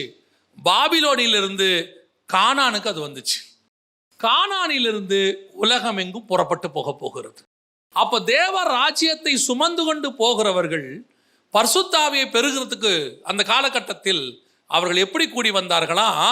ஒருமனப்பட்டு கூடி வந்தார்கள். எதுல ஒருமனப்பட்டு இருக்கணும்? நான் தேவனுடைய ராஜ்யத்தை உலகம் எங்கும் கொண்டு போக போகிறேன். இதுதான் ஒரு மனதினுடைய வேலை. ஒரு மனம் எதுக்கு ஒரு மனம்? இப்போ I am going to preach the gospel. நீங்கள் போய் சகல ஜாதிகளுக்கும் என்ன பண்ண போறீங்க? எது சுவிசேஷம்? மனம் திரும்புங்கள், பரலோக ராஜ்யம் சமீபமாய் இருக்கிறது. தேவனுடைய ராஜ்யம் வரப்போகுது. இஸ்ரவேலிலே தேவனுடைய ராஜ்யம் தொடங்க போகுது. அதனால தான் அவங்க திரும்பி கேட்குறாங்க, இயேசுவை பார்த்து 1ஆம் அதிகாரத்தில், இக்காலத்தில் இஸ்ரவேலுக்கு ராஜ்யத்தை திருப்பி கொடுப்பீர்னு கேட்குறாங்க. 1000 வருஷ அரசாட்சி வரப்போகுது. நீங்கள் போய் சகல ஜாதிகளுக்கும் சுவிசேஷத்தை பிரசங்கிங்க. ஆனால் போகிற உங்களுக்குள்ள என்ன இருக்கணும் தெரியுமா? ஃபர்ஸ்ட் எந்த ஒரு மனம்? பிசாசுகிட்ட இருந்ததை விட அதிகமாக இருக்கணும். அவன் ஒரு மனமா வானலாவிய கோபுரம் கட்டினா, நான் ஒரு மனமா தேவனுடைய ராஜ்யத்தை பூமியில கட்ட போறேன். அப்ப நம்ம எப்படிப்பட்டவங்களா இருக்கணும்? இன்னைக்கு நமக்குள்ள அந்த ஒன்னஸ் இருக்கா? முதல்ல டிராவல். நீங்க எருசலேம்ல தங்கி இருங்க, அங்கேயே தங்கி இருங்கன்னு சொல்லல ஆண்டவர். அங்கேயே தங்கி இருங்கன்னு சொல்லல. பரிசுத்த ஆவி உங்களிடத்தில் வருகிற வரைக்கும் என்ன செய்யுங்க? அங்க தங்கிருங்க, எருசலேம்ல தங்கிருங்க. வந்த பிறகு நீங்கள் போய் உலகமெங்கும் என்ன பண்ணணும்? 8வது வசனம், பரிசுத்த ஆவி உங்களிடத்தில் வரும்போது நீங்கள் பெலனடைந்து எருசலேமிலும் யூதேயா முழுவதிலும் சமாரியாவிலும் பூமியின் கடைசி பரியந்தமும் எனக்கு சாட்சிகளாயிருப்பீர்கள் என்றார். என்ன அழகா ப்ரொசீஜரா செய்றார் பாருங்க. 40 நாள் தேவனுடைய ராஜ்யத்தை பத்தி ஃபுல்லா பேசுறாரு. பேசி முடிச்சுட்டு 40 நாள் போகும்போது சொல்றாரு, ஒரு 10 நாள், அதாவது பரிசுத்த ஆவி உங்களிடத்தில் வருகிற வரைக்கும் எங்க தங்கியிருங்க? எருசலேமில் தங்கியிருங்க. பிதாவின் வாக்கு தத்தம் உங்களுக்கு நிறைவேறும். பரிசுத்த ஆவி உங்களிடத்தில் வரும். வந்த பிறகு அங்க இருக்காதீங்க. வந்த பிறகு எருசலேமிலும் யூதேயாவிலும் சமாரியாவிலும் பூமியின் கடைசி பரியந்தமும் எனக்கு சாட்சிகளாயிருப்பீர்கள். அதோட அர்த்தம் என்ன? அங்க அவர்கள் உலகமெங்கும் சிதறி போனார்கள் பிசாசின் ராஜ்யத்தை எடுத்துக்கிட்டு. இங்க நீங்க உலகமெங்கும் போங்க தேவனுடைய ராஜ்யத்தை எடுத்துக்கிட்டு. இப்ப நீங்களும் நானும் அந்த வேலையில தான் இருக்கிறோம். நாம் எல்லாம் அந்த வேலையில் தான் இருக்கிறோம். நாம ஒரு சபைக்குள்ள இருந்தாலும் நாம இங்க செட்டில் ஆகிறவங்க அல்ல, உலகமெங்கும் போகிறவர்கள். நம் கையில் ஒரு பொறுப்பு கொடுக்கப்பட்டிருக்கு. தேவனுடைய ராஜ்யத்துக்கு அடுத்தவைகள் என் கையில் கொடுக்கப்பட்டிருக்கிறது. நான் இப்போ இதை எடுத்துக்கிட்டு உலகம் எங்கும் போகணும். அதுக்கு முதல்ல எனக்கு ஒன்று தெரியணும், ஒரு ஒன்னஸ். எது ஒன்னஸ்? இயேசு கிறிஸ்து இந்த பூமியில் இருக்கும்போது 3.5 வருஷம் சீஷலங்கிட்ட பேசிக்கிட்டே இருக்கிறார். எதை பற்றி பேசுகிறாரு? பரலோகத்துக்குரியதை பற்றி பேசுகிறார், பிதாவை பற்றி பேசுகிறார், எல்லாத்தையும் சொல்கிறார். ஆனால் அவனுக்கு எதை பற்றி இருந்துச்சு தெரியுமா? இயேசுக்கு அப்புறம் யார்? அடுத்து நமக்கு என்ன கிடைக்கும்? எல்லாவற்றையும் விட்டு வந்தோமே, எங்களுக்கு என்ன கிடைக்கும்? இயேசு போறாரு. இயேசு மருமலையில் பார்க்குறாங்க. பார்த்த உடனே, ஆண்டவரே இங்கே உமக்கு ஒரு கூடாரமும் எலியாவுக்கு. அவன் கூடாரம் போடுறதுலேயே இருக்கிறான். கடைசியாக இயேசு சொல்கிறாரு, மனுஷகுமாரன் உங்களை விட்டு எடுக்கப்படுகிற காலம் வந்துருச்சு அப்படின்னு உடனே சொல்லிட்டு அப்படி தான் போகிறாரு. சண்டை வந்துருச்சு, போறாராமே. அடுத்து யார்? வயசில் பெரியவன்பா நான், நீ வயசில் பெரியவனாக இருக்கலாம், ஆனால் நீ 2-3 தடவை பின்மாற்றம் அடைஞ்சவன். உன்னையே அவர்கிட்ட கூப்பிட்டு வந்தது நான் தான், அந்திரேயா. யோவான் சொல்கிறாரு பாருங்க, அவர் மார்பில் சாஞ்சிருந்தவன் நான் தான். நியாயமாக அடுத்து எனக்கு தான் வரணும். திரும்பி வந்து பார்க்குறாரு, ஏண்டா நான் போகிறத பற்றி கவலை உங்களுக்கு கொஞ்சம் கூட இல்லையா? இல்லை, ஹாஸ்பிட்டலில் படுக்க வச்சாச்சு, காப்பாற்றணுங்கிற எண்ணம் இல்லை, அடுத்து யாருங்கிற எண்ணம் தான் இருக்கு. அதே மாதிரி தான் இவனும் இருக்கிறான். ஆனால் இவர் திருப்பி திருப்பி தேவராஜ்யத்துக்கு அடுத்த பேசுறாரு. பரிசுத்த ஆவி வந்து 40 நாள் பேசி, பரிசுத்த ஆவி வந்த உடனே இவர்களுக்குள்ள ஒரு ஒருமனம் வருது. நம்மளை அவர் கூட்டி சேர்த்தது டென்ட்டு போடுறதுக்கு இல்லை, நம்மளை கூட்டி சேர்த்தது அடுத்து யார் போஸ்டிங்கில் உட்கார வைக்கிறதுக்கு அல்ல, நம்மளை கூட்டி சேர்த்தது தேவனுடைய ராஜ்யத்தை உலகம் முழுக்க கொண்டு போவதற்கு. அப்ப நீங்களும் நானும் அதற்காகத்தான் கூட்டி சேர்க்கப்பட்டிருக்கிறோம். அப்ப இதை எடுத்துக்கிட்டு நாம எங்க போகணும்? முதல்ல எருசலேம் ஃபர்ஸ்ட், 2வது யூதேயா, 3வது அப்போஸ்தலர் நடவடிக்கைகளை வாசிச்சு பாருங்க, ரொம்ப அழகா இருக்கும். அந்த 28 அதிகாரம் இருக்குது. இந்த 28 அதிகாரத்தில் அந்த காஸ்பல் அப்படியே எருசலேம்லேருந்து சமாரியாவுக்கும், சமாரியாவிலிருந்து உலகம் முழுக்க அப்படியே போகிறத நீங்கள் பார்க்க முடியும். நீங்கள் 1ஆம் அதிகாரத்தில் நீங்கள் இப்போ 1ஆம் அதிகாரம் முதல் 7 வசனங்களை வாசித்து பாருங்கள். எருசலேம்லேயே பெரிய காரியங்கள்லாம் நடக்கும், அது உங்கள் எல்லாருக்கும் தெரியும். 7ஆம் அதிகாரம் வரைக்கும் நீங்கள் பார்த்தீங்கன்னா எருசலேமில் பெரிய பெரிய காரியம் நடக்கும். ஸ்தேவானுடைய மரணத்தோட 8ஆம் அதிகாரத்தில் இவங்க பண்ண அந்த முதல் 7 அதிகாரத்தில் இவங்க பண்ணக்கூடிய ஒரு தப்பு, இவங்க பண்ண ஒரு பெரிய மிஸ்டேக், அதே தான் பாபிலோன்லேயும் அவங்க பண்ணாங்க. என்ன பண்ணாங்க இங்கே பாருங்க, 6ஆம் அதிகாரத்தில் 1-2 வசனம் வாசிங்க பார்ப்போம். அந்நாட்களிலே சீஷர்கள் பெருகின போது கிரேக்கரானவர்கள் தங்கள் விதவைகள் அன்றாடக விசாரணையில் திட்டமாய் விசாரிக்கப்படவில்லை என்று எபிரெயருக்கு விரோதமாய் முறுமுறுத்தார்கள். இப்போ ஒரு மனம்னா என்ன? ஒரு மனம்னா என்ன? எப்போ இயேசுவின் இரத்தத்தால் கழுவப்பட்டு பரிசுத்த அபிஷேகத்தை பெற்று ஒரு ப்ராசஸில் வந்துட்டோம், ஒரு ப்ராசஸில் நம்ம வந்தாச்சு. வந்தா இங்கே வசனத்தின்படி என்ன கிடையாது தெரியுமா? யூதன் என்றும் இல்லை, கிரேக்கன் என்றும் இல்லை. ஆனால் இப்போ ஃபர்ஸ்ட் சர்ச்சு என்ன பிரச்சனை வருது? கிரேக்க விதவைகளுக்கு நீங்கள் சரியாக கவனிக்கல, ஆனால் யூத விதவைகளை நல்லா கவனிக்கிறீங்க, பிரிவினை வருது பாருங்க. இந்த பிரிவினை தான் இன்னைக்கு எல்லா விதத்திலும் இருக்குது. நீ ஒரு ரத்தத்தால் கழுவப்பட்டு ஒரு தேவனுடைய பிள்ளைன்னு வந்துட்டீன்னா எப்படி இந்த பாகுபாடு வரும்? இதுதான் முதல் சபைக்குள்ள இருந்துச்சு. நான் யூதன், நான் கிரேக்கன். என்னைக்கு பாகுபாடு வந்துச்சோ சபை உடைஞ்சிருச்சு, முடிஞ்சு, கதை முடிச்சு. செதறி போனார்கள். ஒருமனப்பட்டு சாலமோன் மண்டபத்திலும் தேவாலயத்திலும் வீடுகள் தோறும் அப்பம் பெற்றுக்கிட்டு இருந்தவனுக்குள்ள ஒரு பிரிவினை வந்துச்சு பாருங்க. நான் யூதன், நான் கிரேக்கன். இன்னைக்கு அதே பாகுபாடு. நல்லா தெரிஞ்சுக்கொள்ளுங்க, சபைக்குள்ள உட்கார்ந்துட்டு எந்த பாகுபாடு பார்த்தாலும் நீ தேவனுடைய சபையார் கிடையாது, நீ கிடையவே கிடையாது. அவ்வளவுதான். இங்கே ஒரு மனமா தேவ ராஜ்யத்தை உலகமெங்கும் கொண்டு போகிறவர்கள் மட்டும் கூடி இருக்கிற இடம். அதனாலதான் இன்னைக்கு சுவிசேஷம் போக மாட்டேங்குது. பிசாசு போது உலகம் முழுக்க. பிசாசுடைய ராஜ்யத்தை பாருங்க, பல நாடுகள் ஆரம்பிக்குது. கிறிஸ்துவின் ராஜ்யம் இருந்த நாடுகள்லாம் பிசாசின் ராஜ்யமா மாறுது. காரணம் என்ன? காரணம் என்ன? சபைகளுக்குள்ள இல்லாத ஒத்துமை, ஒரு மனம். சபைக்குள்ள அவ்வளவு பாகுபாடு வச்சிருக்கான். ஏழை பணக்காரன், படிச்சவன் படிக்காதவன், ஊர்க்காரன், மொழிக்காரன், ஜாதிக்காரன் எல்லாம் சபைக்குள்ள வச்சிருக்கிய. அப்படியே வச்சுக்கிட்டு இருந்தா எப்படி சபை இருக்கும்? சிதறித்தான் போகும். எந்த மொழியும் கிடையாது, எந்த நிறமும் கிடையாது, எந்த அந்தஸ்தும் கிடையாது. இங்கே ஒன்னே ஒன்று தான் இருக்கு. அத்தனை பேரும் தேவனுடைய பிள்ளைகள் என்கிற காரணம் மட்டும்தான் இருக்கு. இங்கே எங்க யூதன் கிரேக்கனும் வரவே கூடாது, எதுவுமே வரக்கூடாது. இங்க எந்த பாகுபாடுமே கிடையாது. இது தேவனுடைய சபை, இது தேவனுடைய சரீரம். அப்ப சபையில் இருக்கிற அத்தனை பேரும் ஒரே தேவனுடைய சரீரம் தானே. உனக்குள்ள எப்படி இத்தனை பாகுபாடு வரும்? சொல்ல முடியாது. அவ்வளவுதான், முடிஞ்சு போச்சு, கதை முடிஞ்சு. கவனிச்சு கொள்ளுங்க, சபையில பாகுபாடு வந்தால் சபை பிரிந்து போகும். இப்போ சுவிசேஷம் எங்க போகுது தெரியுமா? 8ஆம் அதிகாரத்துக்கு எங்க போயிருச்சு பாருங்க. 8ஆம் அதிகாரத்துல 3வது வசனம் வாசிங்க பார்ப்போம். 8:3. சவுல் வீடுகள் தோறும் நுழைந்து புருஷரையும் ஸ்திரீகளையும் இழுத்து கொண்டு போய் காவலில் போடுவித்து சபையை பாழாக்கிக் கொண்டிருந்தான். சிதறிப்போனவர்கள் எங்குந்திரிந்து சுவிசேஷ வசனத்தை பிரசங்கித்தார்கள். சிதறி போனவர்கள் எங்கும் திரிந்து, எங்க சிதறி போனாங்க பாருங்க அடுத்த வசனம். அப்பொழுது பிலிப் என்பவன் சமாரியாவிலுள்ள ஒரு பட்டணத்திற்கு போய் அங்குள்ளவர்களுக்கு கிறிஸ்துவை குறித்து பிரசங்கித்தான். எருசலேம் யூதாயாவிலிருந்து எங்க வெளியே போயிருச்சு, சமாரியாவுக்கு.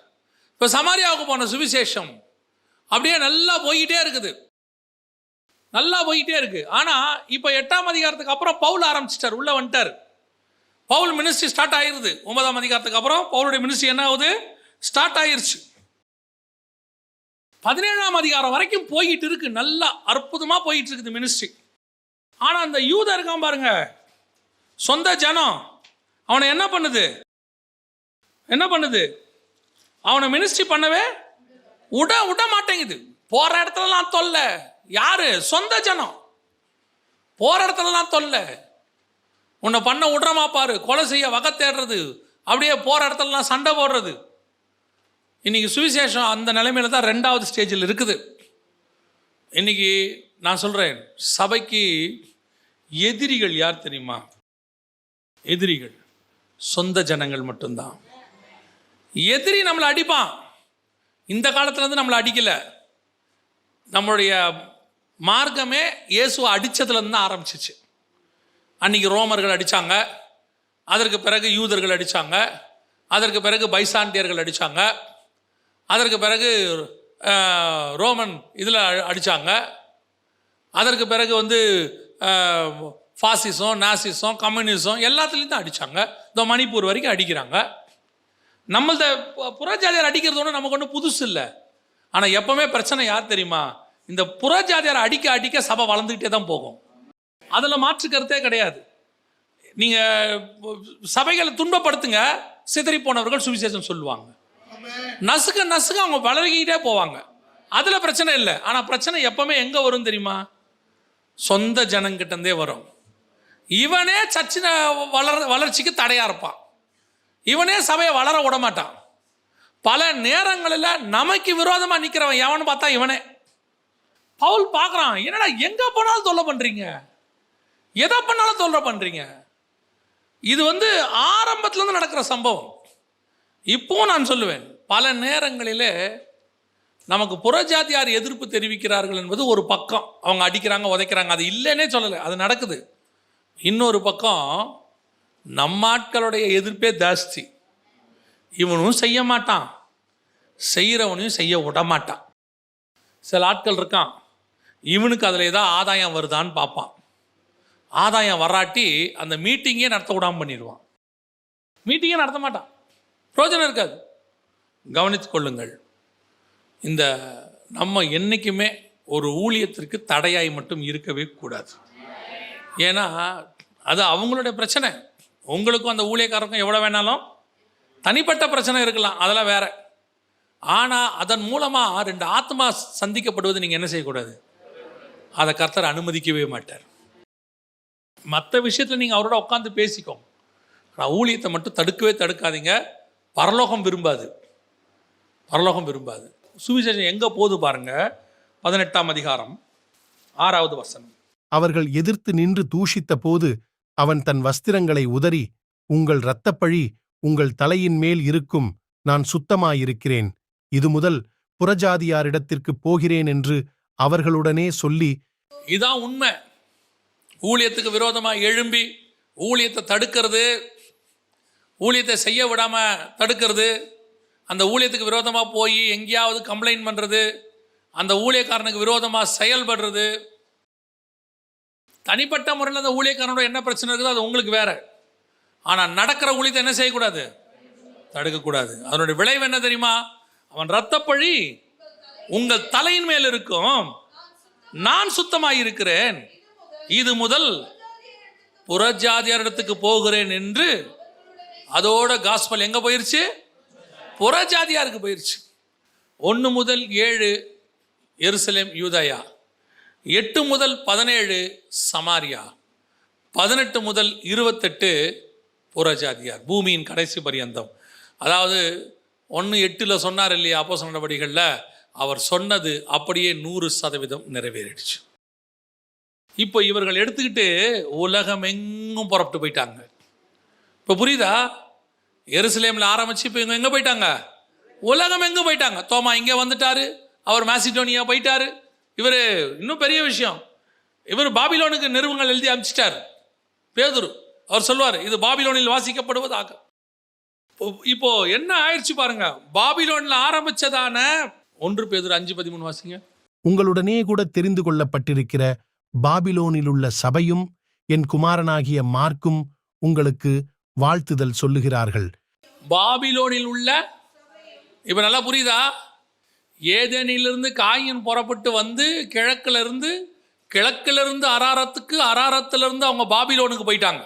இப்ப கர்த்தர் பாபிலோனிலிருந்து ஆரம்பித்து கானானுக்கு வந்து, இஸ்ரவேல் எருசலேமிலிருந்து ஆரம்பித்து பூமியின் கடைசி பரியந்தத்தில் கடைசியா சுவிசேஷம் எங்க வந்துருச்சு? பாபிலோனுக்கும் வந்துருச்சு. பிசாசின் ராஜ்யம் ஏதேன்ல ஆரம்பிச்சு பாபிலோன்ல முடிஞ்சு பாபிலோன்ல இருந்து உலகம் ஃபுல்லா போச்சு. தேவனுடைய ராஜ்யம் பாபிலோனிலிருந்து புறப்பட்டு எருசலேமுக்கு வந்து எருசலேமிலிருந்து உலகம் எங்கும் போய் பாபிலோனுக்குள்ள வந்துருச்சு. தேவ சபை இப்ப எங்க வந்துருச்சு? பாபிலோனுக்குள்ள வந்துருச்சு. ஏதேனுக்குள்ள பாம்பு வந்துச்சு, ஆனா வெளியே போயிருச்சு. சபையும் வெளியே போயிருச்சு, ஏவானும் வெளியே போயிட்டா. அப்படி வெளியே போன இடத்துல இருந்து கர்த்தர் இப்ப என்ன செஞ்சிட்டார் தெரியுமா? அவன் கூட்டிட்டு போய் ஒரு ஆதிஸ்தானத்தை உண்டாக்கினான் பாபிலோனுன்னு. அந்த பாபிலோனுக்குள்ள எந்த சபையை நீ வெளியே கூட்டிட்டு போனியோ அந்த சபையை கர்த்தர் கொண்டு போய் உள்ளே உட்கார வச்சுட்டார். அல்லேலூயா. இதுதான் கர்த்தருடைய மகத்துவம். எங்க நீ அவர் ராஜ்யத்துக்கு விரோதமா எழும்புறியோ அங்கேயே அவர் ராஜ்யத்தை ஸ்தாபிப்பார். நீங்க என்ன நினைச்சீங்க? கர்த்தரை ஏதோ சபை பலகீனம் நினைச்சீங்களா? ஊழியக்காரன் பலகீனமானவன் நினைச்சீங்களா? கிடையவே கிடையாது. சபை இந்த பூமியில் இருக்கிறதுலயே பலமான ஸ்தாபனம். ஏன் தெரியுமா? பூமியில் இருக்கிற எதையும் எதை வேணாலும் மேற்கொள்ளும், ஆனால் சபையை பாதாளம் கூட மேற்கொள்ளாது. கர்த்தர் வல்லமையுள்ள பராக்கிரமா வச்சிருக்கிறார்.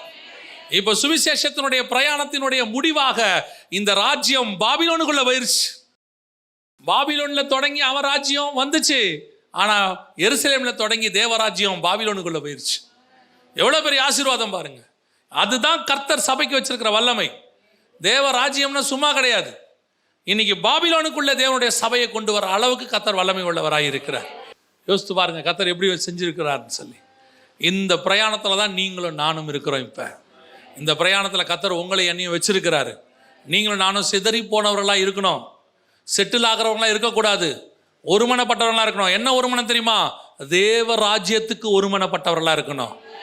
எல்லாரும் ஒருமனப்பட்டு நாம எல்லாம் சபை வாங்கறதுக்காக ஜெபம் பண்ண போறோம், அதுக்கு ஒருமனம் இல்லை. நாம எல்லாம் ஒருமனப்பட்டு பெரிய மண்டபம் கட்டுறதுக்கு ஒருமனப்பட போறோம், அதுக்கு ஒருமனம் இல்லை. நாம எல்லாரும் சேர்ந்து ஒருமனப்பட்டவர்களாக நாம் ஒரு டூர் போக போறோம், அதுக்கு ஒருமனம் இல்லை. எதுக்கு ஒருமனம் தெரியுமா? தேவ ராஜ்யத்தை சுமந்து கொண்டு உலகம் எங்கும் போக போறோம், அதற்கு அவர்கள் ஒருமனப்பட்டவர்களாக இருந்தார்கள். அப்படி ஒருமனப்பட்டவர்களுக்குள்ள யூதனும் இல்லை, கிரேக்கனும் இல்லை, எந்த மொழிக்காரனும் இல்லை, எந்த இனக்காரனும் இல்லை, எந்த ஜாதிக்காரனும் இல்லை. இங்கே அத்தனை பேரும் இயேசுவின் ரத்தத்தாலே கழுவப்பட்ட ஒரே பிள்ளைகளாக தேவ ராஜ்யத்தை சுமந்து கொண்டு போக போகிறோம். இன்னைக்கு பாபிலோனுக்கு போன சுவிசேஷம் இன்னைக்கு உலகம் எங்கும் எல்லா நாடுகளிலும் சபை இருக்கிறது. இன்னும் வரும் நம்முடைய வேலையும் அதை செய்து முடிக்கிறதா. ஒரு நாள் பரலோகத்தில் செய்யப்படுவது போல அவருடைய ராஜ்யம் பூமியிலும் செய்யப்படும். அல்லேலூயா. அந்த பிரயாணத்தில் தான் கர்த்தர் உங்களை என்னையும் வச்சிருக்கிறார். இப்போ நம்ம ரெடியாக இருக்கிறோமா? பிரயாணப்படுறோமா? விசுவாசின்ற பேர் இருக்குதே ஒழிய சபைக்குள்ள நீங்களும் நானும் எந்த சிந்தையுடையவங்களா இருக்கிறோம்? இன்னைக்கும் கேட்டு பாருங்க. ஜப குறிப்பு என்ன? உங்களுடைய ஜப குறிப்பு என்ன? எப்படியாவது பொண்ணுக்கு கல்யாணம் பண்ணி பார்த்துடணும். உங்க ஜப குறிப்பு அதல்ல.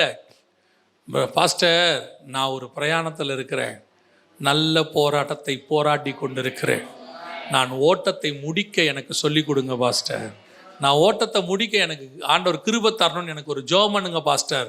உங்கள் ஜெப குறிப்புகள் கீழானவைகள் அல்ல, மேலானவைகளாகவே இருக்கணும், எப்பவும் இருக்கணும். அதுதான் கர்த்தர் விரும்புகிறது. இன்னைக்கு சபை எதை விரும்புது? சபை எதை விரும்புது? உலக பிரகாரமான ஆஸ்தி, உலக பிரகாரமான பிள்ளைகளுடைய எதிர்காலம், உலக பிரகாரமான ஒரு சந்தோஷம், இதுதான் விரும்புகிறோம். அது பிரயாணப்படுகிறவன் அல்ல, அது தங்கி விடுகிறவன். நாம் பிரயாணப்படுகிறவன். நம்முடைய வேலை வேறு. நம்மை கர்த்தர் நடத்தி கொண்டிருக்கிறார். முடிவு பரியந்தம் நிலைநிற்கிறவனே ரட்சிக்கப்படுவான். அல்லேலூயா. நம்ம ஜெபம் பண்ண போகிறோம் எல்லாரும் தேவ சமூகத்தில். நம்முடைய பிரயாணம் மிகப்பெரிய பிரயாணம். இன்னைக்கு நேற்று இல்லை, 4000 வருஷ பிரயாணம். ஆபிரகாம் ஆரம்பித்து அதை கொண்டு வந்து எருசலேமில் விட்டார். எருசலேமில் ஆரம்பித்து இன்னைக்கு பாபிலோன் வரைக்கும் அந்த பிரயாணம் போயிருக்குது, இன்னும் போகும். நம்முடைய வேலையை நாம் செய்து முடிக்கும் போது அந்த பிரயாணம் முடிவு பெறும். அந்த பிரயாணம் முடிவு பெறும்போது தேவ ராஜ்யம் பூமியிலே வந்திருக்கும். பரலோகத்தில் செய்யப்படுவது போல பூமியிலும் செய்யப்படும். அப்பொழுது பாபிலோனின் சாம்ராஜ்யம், பிசாசின் ராஜ்யம் கட்டப்பட்டு பாதாளத்தில் இருக்கும். நாமோ வென்றால் சிங்காசனத்திற்கு முன்பாகவும் ஆட்டுக்குட்டியானவருக்கு முன்பாகவும் ஓட்டத்தை முடித்து காணப்படுகிறவர்களாய் நிற்போம். ஒப்பு கொடுப்போமா? நம்மளை இது வரைக்கும் ஏதாவது உங்களை உலக பாரம் இழுத்துக்கிட்டு இருக்கும்னா உதறி தள்ளி விட்டு ஓடுகிறவங்களா மாறிடுங்க. உதறி தள்ளி விட்டு ஓடுகிறவங்களா மாறிடுங்க. ஏன்னா ஓட்டத்தை தடுக்கிற, ஓட்டத்தை நிற்க பண்ணுகிற எதையும் நாம் பார்க்கக்கூடாது. We want to run run run run ஓடிட்டே இருக்கணும்.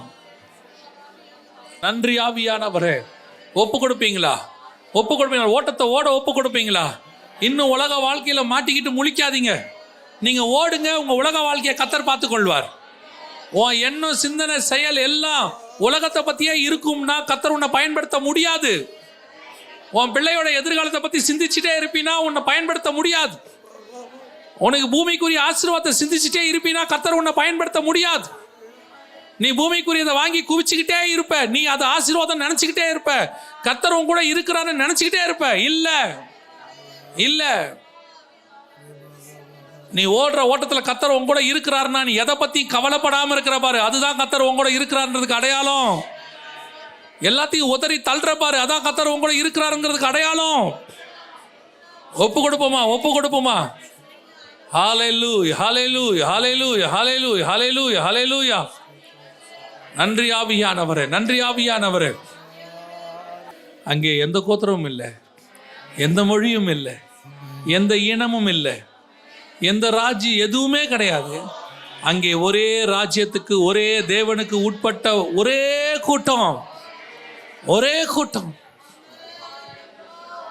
Thank you Jesus. 7ஆம் அதிகாரத்தில் சிங்காசனத்துக்கு முன்பாக நிற்கிற கூட்டத்தை பற்றி தான் சொல்கிறார். நீங்களும் நானும் தான் அந்த கூட்டம். உலகம் பாத்திரமா இருக்கவில்லை, ஒரே மனம். கர்த்தருக்கு கொடுக்கப்பட்டதை கர்த்தருக்கென்று பயன்படுத்தினவர்கள், உலகத்துக்காக எல்லாவற்றையும் உதறி தள்ளிவிட்டு ஓடினவர்கள், உலகம் எனக்கு பாத்திரம் இல்லை என்று சொன்னவர்கள், கிறிஸ்துவுக்காக தங்கள் ஜீவனை பணயம் வைத்தவர்கள், கிறிஸ்துவே போதும் என்று சொல்லி வாழ்ந்தவர்கள், அவங்க தான் அங்க நிக்க முடியும். ஒப்பு கொடுப்போமா? நான் இந்த கூட்டத்தில் இருக்கணும் ஆண்டவரே, நான் இந்த கூட்டத்தில் இருக்கணும் ஆண்டவரே. உலகம் எனக்கு பாத்திரமா இருக்க வேண்டாம் ஆண்டவரே. ஒப்பு கொடுப்போமா? சர்வ வல்லமையுள்ள எங்கள் தகப்பனே, உடைய பாதப்படியில் எங்களை சமர்ப்பிக்கிறோம்ப்பா. நீர் வருமளவும் நாங்கள் இந்த பாரத்தை சுமந்தவர்களாக, இந்த வசனம் எங்களுக்குள்ளே கருதரிக்கத்தக்கதாக, நாங்கள் 100க்கு 100 பலன் கொடுக்கிறவர்களாக, அநேகரை நீதிக்கு உட்படுத்துகிறவர்களாக, உலகத்தை வெறுத்து ஓடுகிறவர்களாக, பாரமான யாவற்றையும் உதறி தள்ளிவிடுகிறவர்களாக எங்களை மாத்துங்கப்பா. வெள்ளை அங்கியை தரித்து கொண்டு, குருத்தோலைகளை பிடித்து கொண்டு, சிங்காசனத்திற்கு முன்பாகவும் ஆட்டுக்குட்டியானவருக்கு முன்பாகவும் நிற்கிற அந்த கூட்டத்தில் நாங்கள் நிற்க வேண்டுமே ஆண்டவரே, நிற்க வேண்டுமே ஆண்டவரே. கிருபையுள்ள கரத்தலங்களை தாழ்த்துகிறோம். எங்கள் ஆண்டவர் இயேசுவின் நாமத்தில் ஒப்பு கொடுத்து ஜெபிக்கிறோம். எங்கள் ஜீவனுள்ள நல்ல பிதாவே.